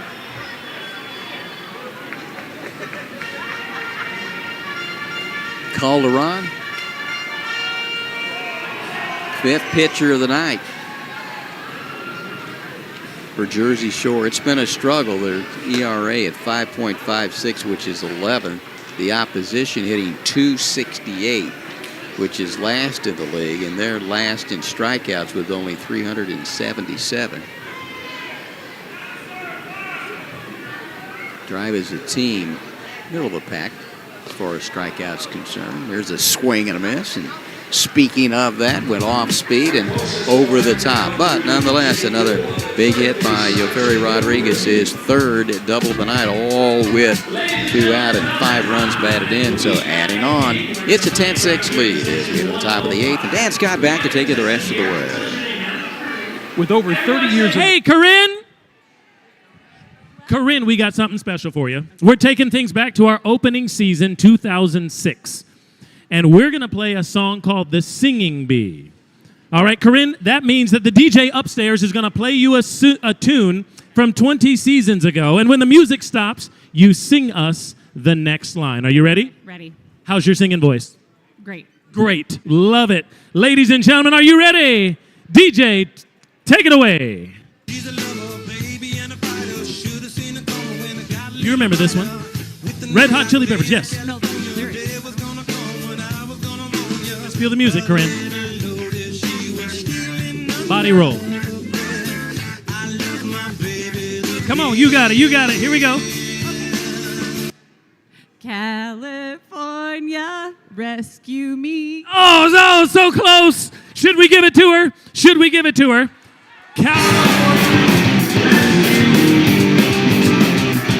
When the Scott household needed a complete security company, we chose Security Complete. No contracts, no equipment rental, and monitoring you can trust. Check out my guys at Security Complete today on Facebook or call 864-546-0360. They are, I promise you, nothing to sneeze at. Not bad, Dan. Danny Kerwin, there's his line since coming in. The 2 runs he gave up, the mammoth 3-run homer by DeMartini, the lead runner, had been put on by Eduardo Rivera, who is the pitcher of record for the Drive tonight. Chris Murphy, his first appearance since late September 2023. That was with the Red Sox. Missed all of 2024 with Tommy John surgery. And starting the road back, pitched the first inning tonight, faced 4 hitters, 2 strikeouts, a hit, 13 pitches, 10 strikes in his inning of work. And we will see him at least one more time in this series. Pierce Bennett takes the first pitch for a strike. He is 1 for 3 with an RBI double. And Kerwin, a good breaking ball that started at Bennett and ended up on the inside corner. 0-2. 10-6, Drive leading it as we play here in the top of the 8th inning. First of 6 between these teams. Ground ball left side. There's Reamer to his left, and the third baseman throw in the dirt, and Anderson can't pick it. And that will allow Bennett to end up at second base. That's the 3rd error on the Drive tonight, the 2nd on Reamer. And that's the way this top of the 8th inning unfolds. Activity in the Drive bullpen. Isaac Stebbins is loosening, and in fact, Isaac Stebbins is on his way into the game because Liam Carroll is heading out to the mound, and that is going to be all for Danny Kerwin.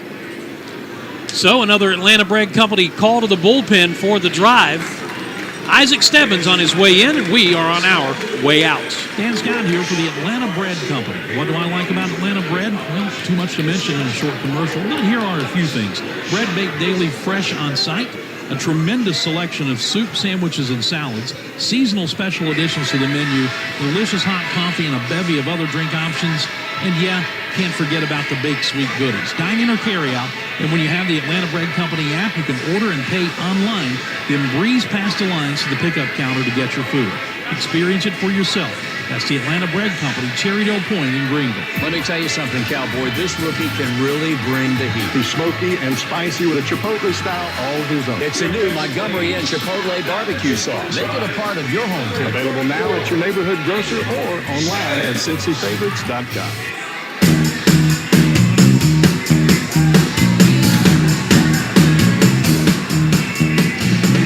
Back at Fluor Field, as we mentioned, the Atlanta Bread Company call to the bullpen brings on right-hander Isaac Stebbins. 6 feet, 194-23, Stillwater, Oklahoma. 16th round of the draft of 2023 out of Oklahoma State. A couple of years at County Community College in Kansas. You see the numbers on the screen there. He's 2-0. That ERA, very good, 2.14. This will be his 15th appearance. Leads the team in that particular category. Has 2 of the 9 saves. 21 total innings, 6 runs, 5 earned, 13 hits, 31 strikeouts to 11 walks. He has hit 6, allowed 2 home runs and a wild one. Pitched a couple times against Bowling Green on Thursday, 4-3 Greenville won it. He got the save, 1 inning, no runs, 1 hit, 3 K, 15 pitches, 11 strikes. And then an inning Sunday in a 5-0 loss, 7.5 innings. No runs, though, no hits, 1 K, and 10 pitches, 6 strikeouts. Very solid in his 2 appearances, a couple of innings at Bowling Green. All right, he will get Jordan Disson, the number 8 hitter, who's been on all 3 times, an RBI single, 2 walks, and a run scored. And he takes the first pitch outside a ball.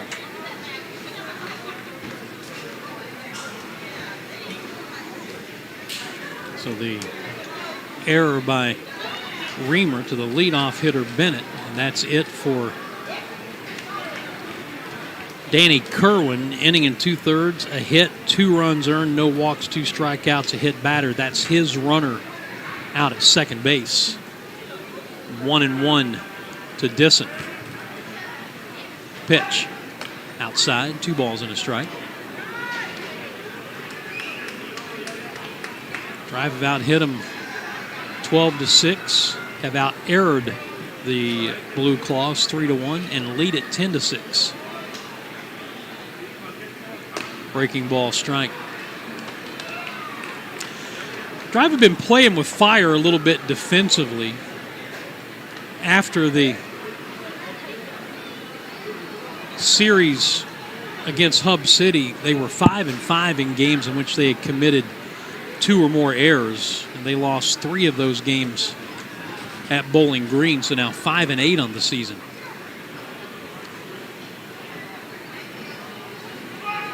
Breaking ball, strike 3 called on the outside corner. Good start for Isaac Stebbins. 1 down, and here's Zach Arnold. First baseman, Zach Arnold. Kind of clear that Jordan Disson didn't like the call, but he can't say too much as the opposing catcher. You want to get the same call for your pitcher. Zach Arnold 0 for 3 with a pair of strikeouts, and he fouls a breaking ball out of here first base side. 13 strikeouts for drive pitching now, counting Stebbins punching out Disson.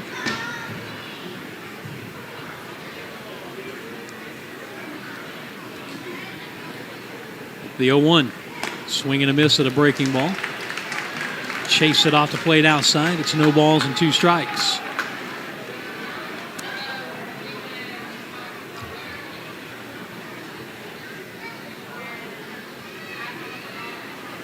Stebbins a backward glance at Bennett at second, and that breaking ball way low and outside. 1-2. Not a save situation.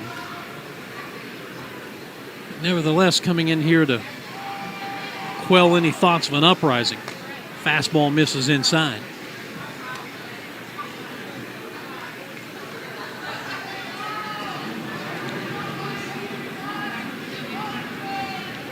Eduardo Rivera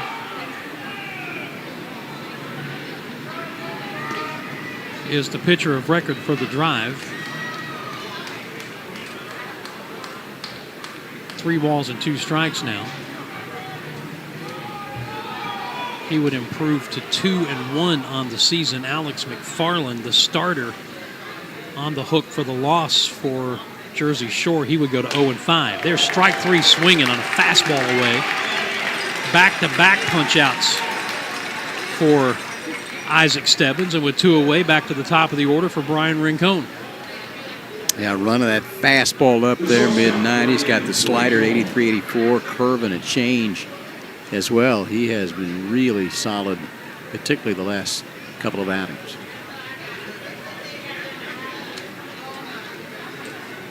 So now Rincon with 2 down. 0 for 3. He's been hit by a pitch and scored a run, and he takes ball 1.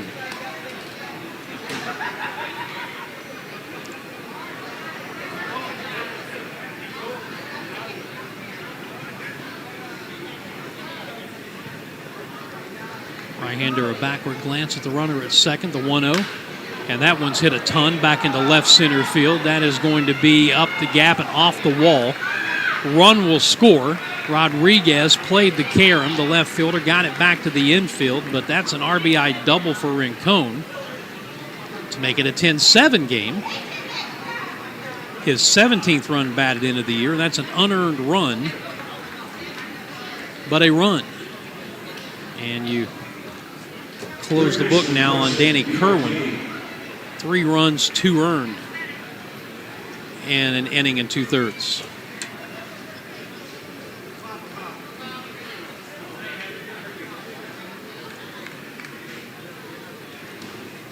Here is Carson DeMartini. He hit a ball 100 miles out of here his last time up to the deepest part of the ballpark. To the right of the batter's eye, to the left of the 420 mark, over the scan source sign. And they are still scanning the horizon to try to find that bad boy. First pitch to him a strike. He's been hit by a pitch the other 2 times he struck out swinging. That one a little bit up and outside.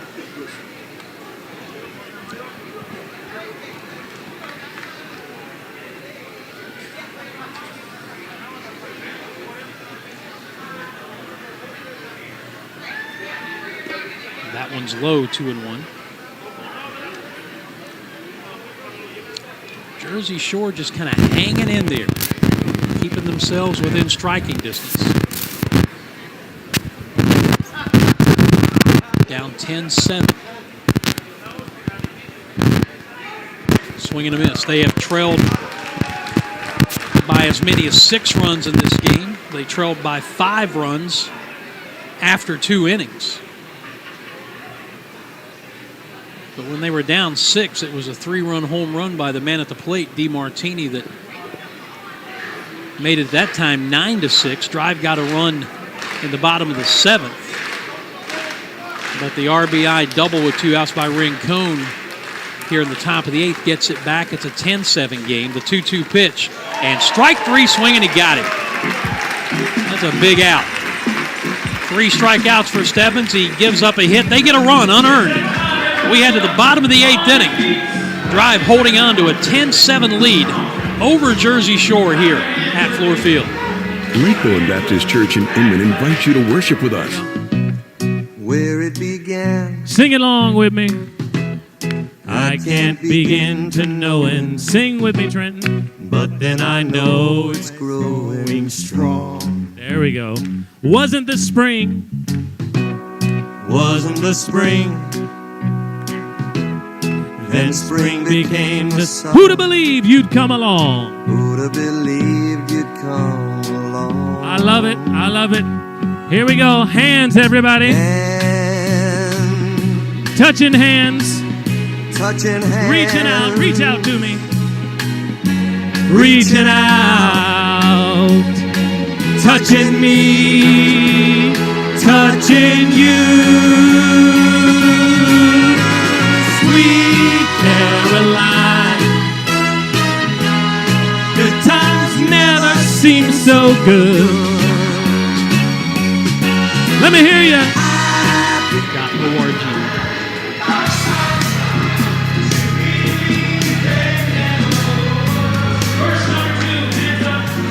Lake Bowen Baptist Church exists to deliver the gospel, disciple the Christian, and deploy the Christ follower. Find out more at lakebowenbaptist.com.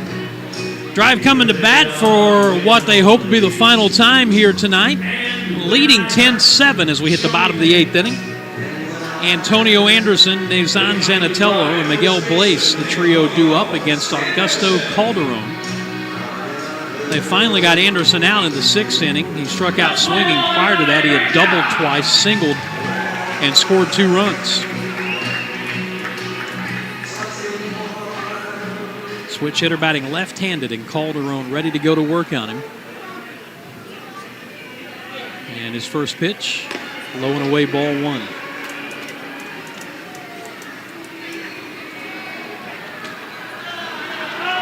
Give him a lot of room out in right center field.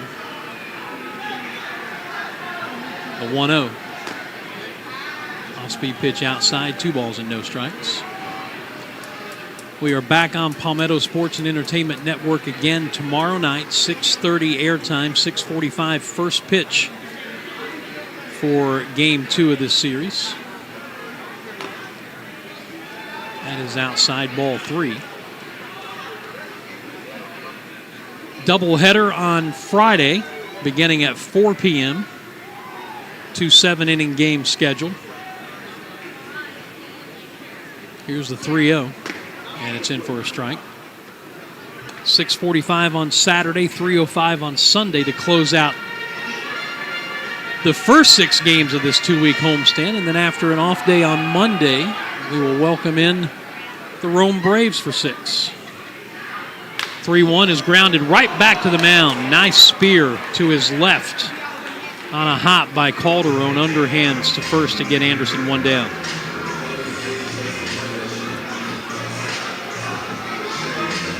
Filled your position, you can help yourself out immensely, and that's a nice play by Augusto Calderon.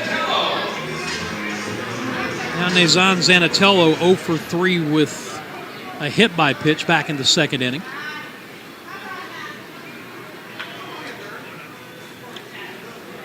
And he's hit by a pitch here in the 8th. My count is correct. That's the 4th hit batter in this game, 2 by each team. Yep. Miguel Blaze will bat.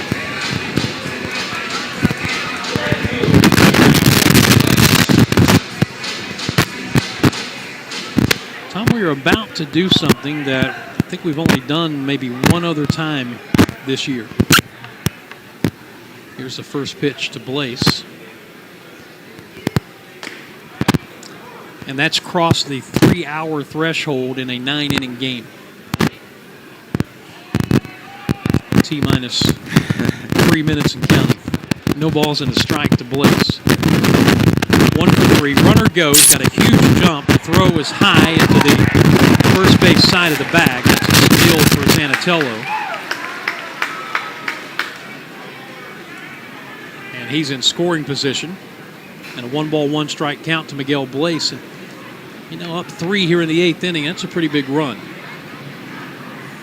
Because Jerseyshore, as I mentioned earlier, just kind of hanging around. The 1-1 off the fist and fouled off the facing of the roof and ricocheting back out along the first baseline. 1-2.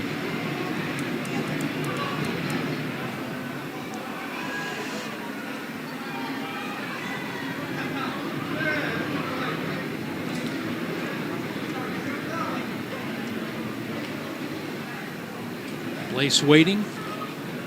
Calderon pitching, and he hits it. Missed inside badly. And that's back-to-back hit batters. And now you're bringing to the plate a guy in Brooks Brannon who's 3 for 4 tonight.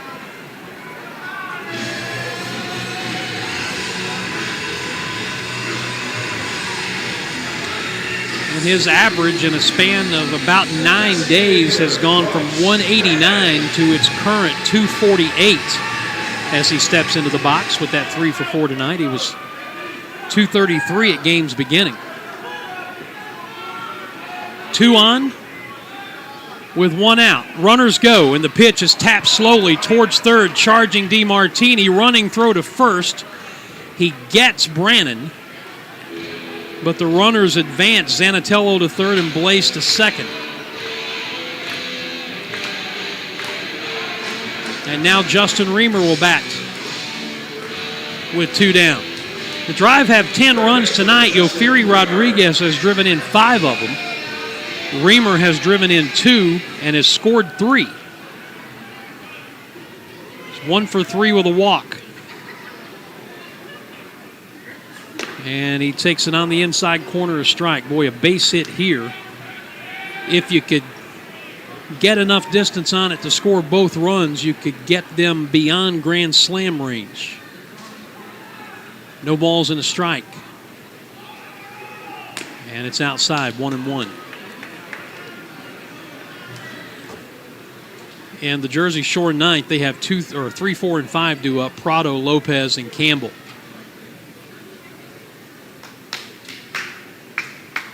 The 1-1. He almost hit Justin Reamer.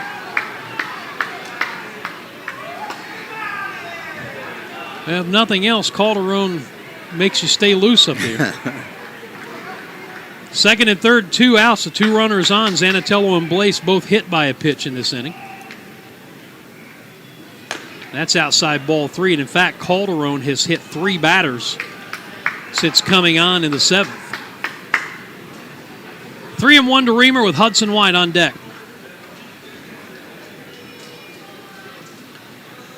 The Blueclaws right-hander comes set. And the pitch.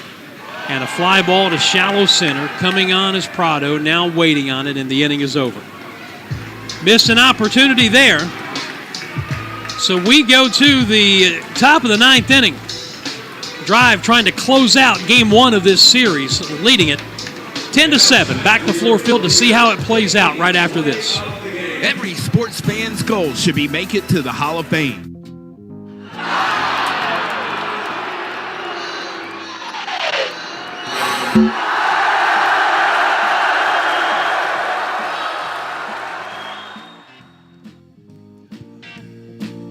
The Drive have recorded 16 strikeouts tonight from pitchers Chris Murphy, Eduardo Rivera, Danny Kerwin, and Isaac Stebbins.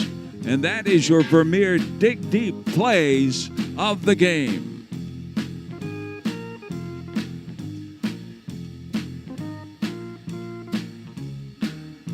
Checking the out-of-town scoreboard now in the South Atlantic League. Final score, Hub City 7, Winston-Salem 6. Final, Bowling Green 7, the Greensboro Grasshoppers 6. Final, Brooklyn defeated the Aberdeen Ironbirds 6-4. Final, Asheville Tourist over Rome 6-2. And final, Hudson Valley's Renegades over...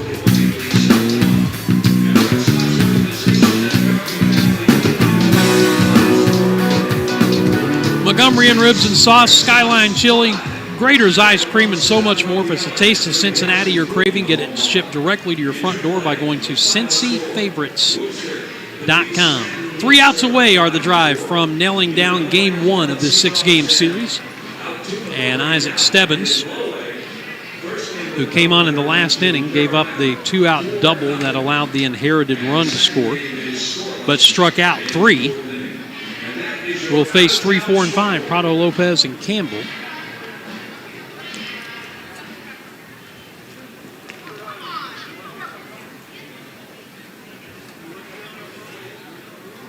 Drive pitching has punched out 16 tonight, Tom. And that's pretty amazing. This is a Jerseybshore team that comes in third least striking out with 414, but it is drive team that came in with 509, so it's 525 now. The number 1 strikeout team in the conference, 11.8 per 9 innings, so they've done a really good job again here tonight. First pitch to Prado is down and away, ball 1. He is 1 for 4, singled way back in the first inning. And there's a strike.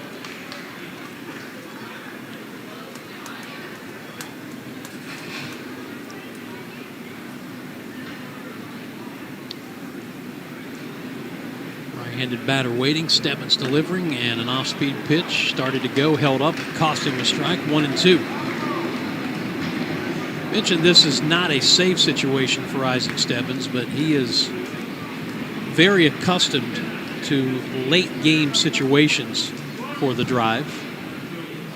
That one missed catcher Hudson White by 3 feet to the backstop. Bit outside, Dan. Yeah, just a skosh, as they say. Well, Tom Van Hoy, my Reds are trying to come back on your Royals. 3-2, top of the 8th inning. Yeah, I had another tough one today for the Red Sox. Yep, 6-5 in 10. Brian Bayo, 4 2/3. 3 balls, 2 strikes to Prado, leading it off here in the 9th. And he struck him out swinging, fastball up. 1 down. 4th strikeout for Stebbins. There haven't been a whole lot of balls in play, Dan. 6 ground outs, a fielder's choice, and fly ball. 17 strikeouts. Drive had 17 earlier this year. Here is the former member of the drive, Eduardo Lopez, who is 0 for 3 with a walk tonight. He takes that one outside. Switch hitter batting left-handed. That we, the last couple of years, have done some work with Alice, who is the English as a second language instructor for the drive with the Latin American ball players here. And we got a chance to know Lope a little bit over the last couple of years in doing some mock interviews. And Tom, didn't he tell us that he left home somewhere around the age of 12 or 13 years old to go into an academy to play baseball? Yeah, I think he did. 2 balls and a strike. There's strike 2 called. Pretty remarkable stories with all of them, particularly some of the Latin players. Yep. And they leave home early and leave their country as well. But very few of them leave home at the age of 12 or 13. He lines this one into right field for a base hit. So Lopez on for the second time. Throw back to the infield, trickles away, but Isaac Stebbins runs it down.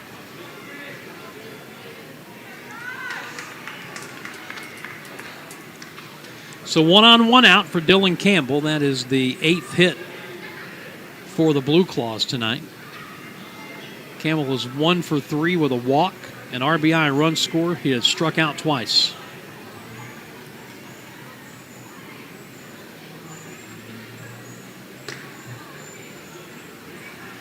In fact, the only member of their lineup who has not struck out tonight is Pierce Bennett, the number 7 hitter.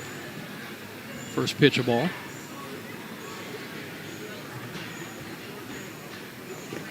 Second pitch is a ball low. 2-0.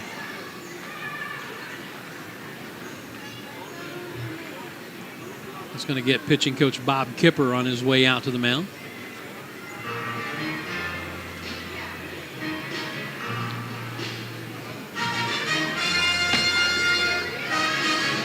Try to remind the young man, you got a 3-run lead. Let's throw some strikes. Let's go home. Long night at the ballpark. 6 games and a truncated 5-day schedule because of the rain out last night. And just looking at the extended forecast through the end of the week during a between innings break a moment ago. And the day we're supposed to play a doubleheader Friday is an 80% chance of rain. Okay. So settle in. Yes. And as you said, this is the only time they're going to play Jersey Shore, and you're talking about trying to get those games in the first half. All right, 2 balls and no strikes. Runner goes, defensive indifference. They weren't holding him, and it's a strike. 2-1. Trent Farquhar waiting on deck for the Blueclaws. Isaac Stebbins trying to close it out for the Drive, leading 10-7 here in the 9th, 1 on, 1 out. Way outside, 3-1. And you put this guy on, and all of a sudden you bring the tying run to the plate for Jersey Shore.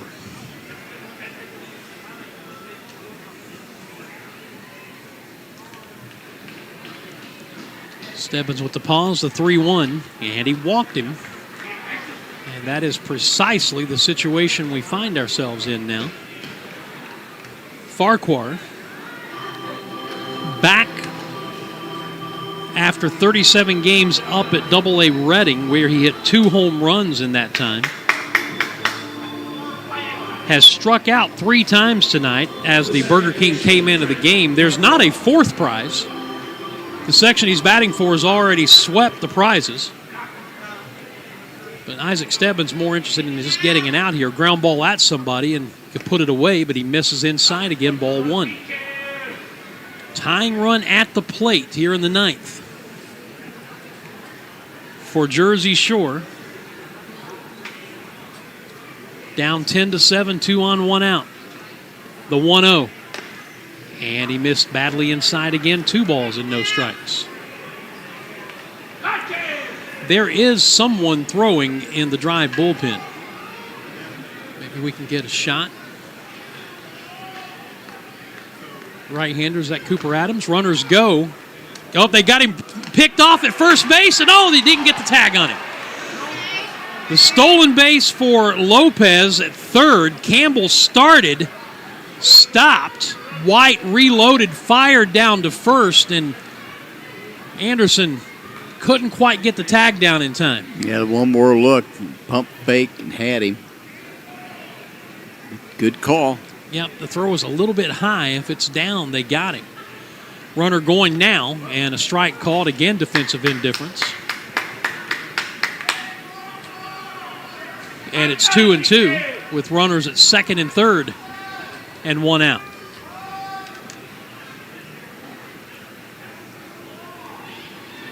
Stebbins ready with the break-even pitch. And strike 3 call. 2 down. 5 strikeouts for Stebbins. And I say this time and time again for the Drive hitters, and it holds true for Farquhar. In this situation, that pitch is too close to take. He didn't like the call. It was in the shadow of the knee. But you have got to do something other than leave your fate in the hands of an umpire there. 2 down for Bennett, and he fouls it back. Dan, that's 40 pitches now and 21 strikes. And we mentioned the 2 appearances that he had at Bowling Green, 2 innings total. 25 pitches, 17 of those for strikes. So struggling a little bit with control tonight. The 0-1 outside. Bennett, the only member of their lineup who has not struck out tonight. 1 for 4, an RBI double. Reached on an error in the last inning and scored a run. He has 3 homers. He represents the tying run with 2 down. The 1-1 pitch. And the off-speed breaking ball misses outside, 2-1.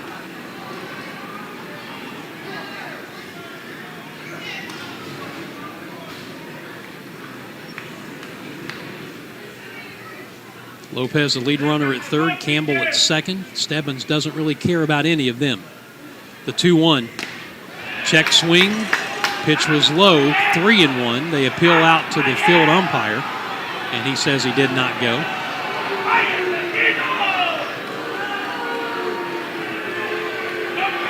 And a walk here would put the tying run on base and bring the go-ahead run to the plate. 3 balls and a strike. And there's strike 2 called.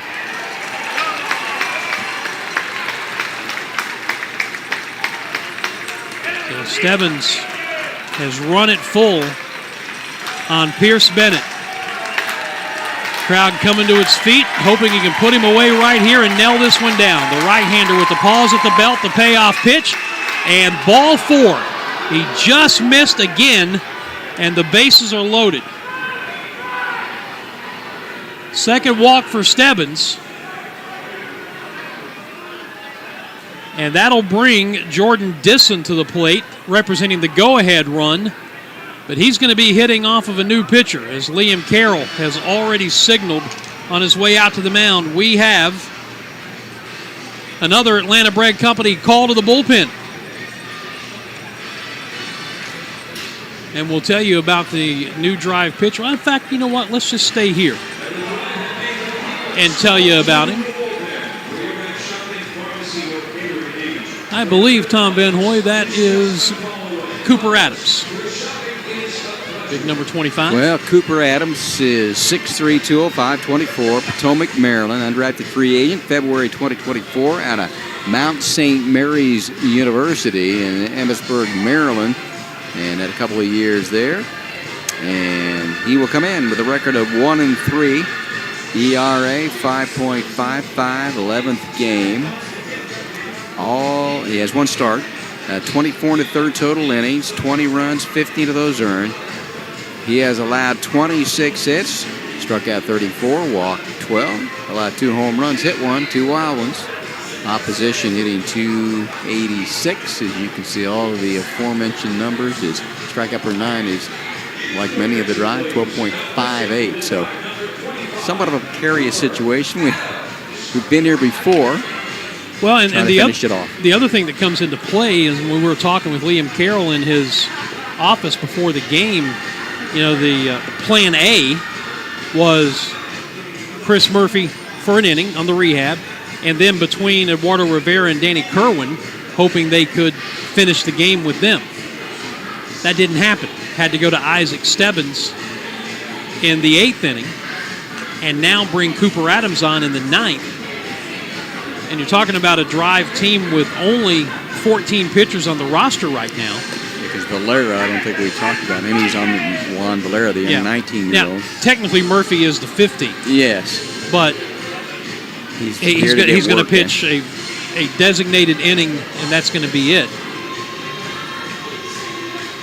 So you start looking ahead with a doubleheader on Friday and having to go 2 pitchers deeper into your bullpen than you wanted now could have effects later on in the series.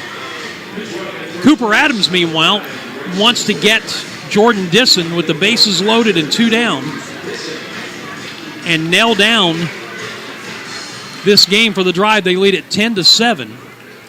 And Adams has had 2 save opportunities this season. He has not converted either one. So here we go. Bases loaded, 2 out. Go-ahead run at the plate for the Blueclaws. And Adams' first pitch is on the outside corner, a strike.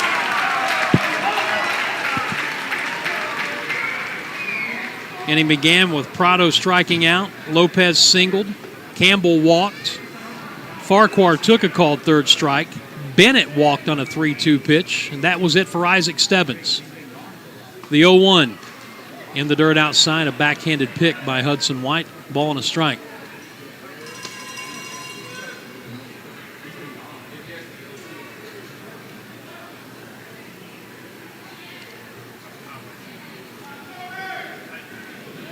Lopez at third, Campbell at second, Bennett at first, 2 down, the 1-1. Swing and a miss. Adams ahead 1-2 in the drive, a strike away. And again, what's left of the crowd of 5,193 coming to its feet and making noise. Disson asks for time. Steps out, now back in, taps the head of his bat on the plate. Waves the bat around a couple of times, now waiting as Adams gets the sign and straightens up. The 1-2 pitch, and it's low and away, 2-2.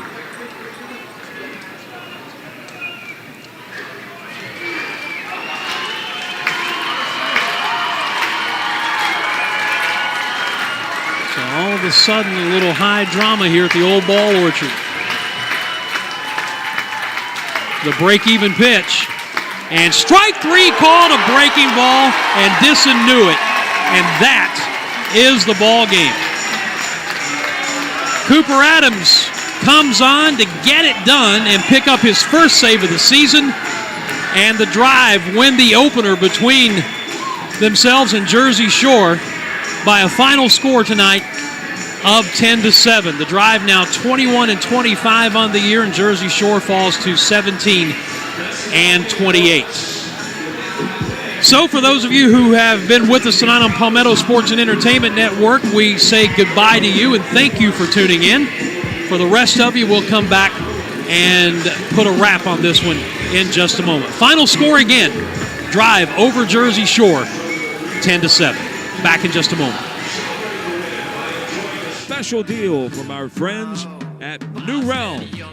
The Drive struck out tonight's Burger King K-Man, Trent Farquhar, 3 times this evening. So every fan in Section 103 received a Burger King coupon for a free ice cream, a free hamburger, and a free Whopper. Stay up to date all year round with The Drive by following us on social media. Get game updates, exclusive content, ticket information, and much more by following The Drive on YouTube, X, Facebook, Instagram, and TikTok.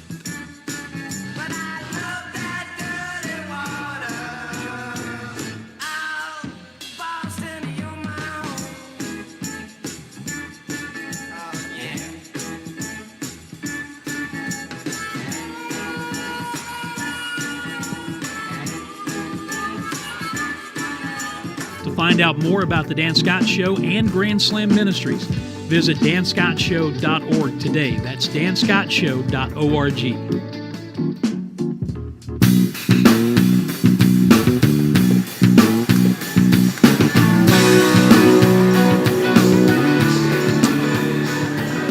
Well, after a rain out last night, a bit of a long night at the ballpark tonight, but if you're on the winning end like the Drive were, you don't mind it at all. A 10-7 victory over Jerseyshore in Game 1 of this 6-game series. Dan Scott, Tom Van Hoy back at Fluor Field with you. I guess the 2 storylines that matter the most for the Drive putting together 12 hits and 10 runs, 5 of them driven in by Yofiri Rodriguez. But from a Red Sox standpoint, Chris Murphy on the mound for the first time since September 27th, 2023.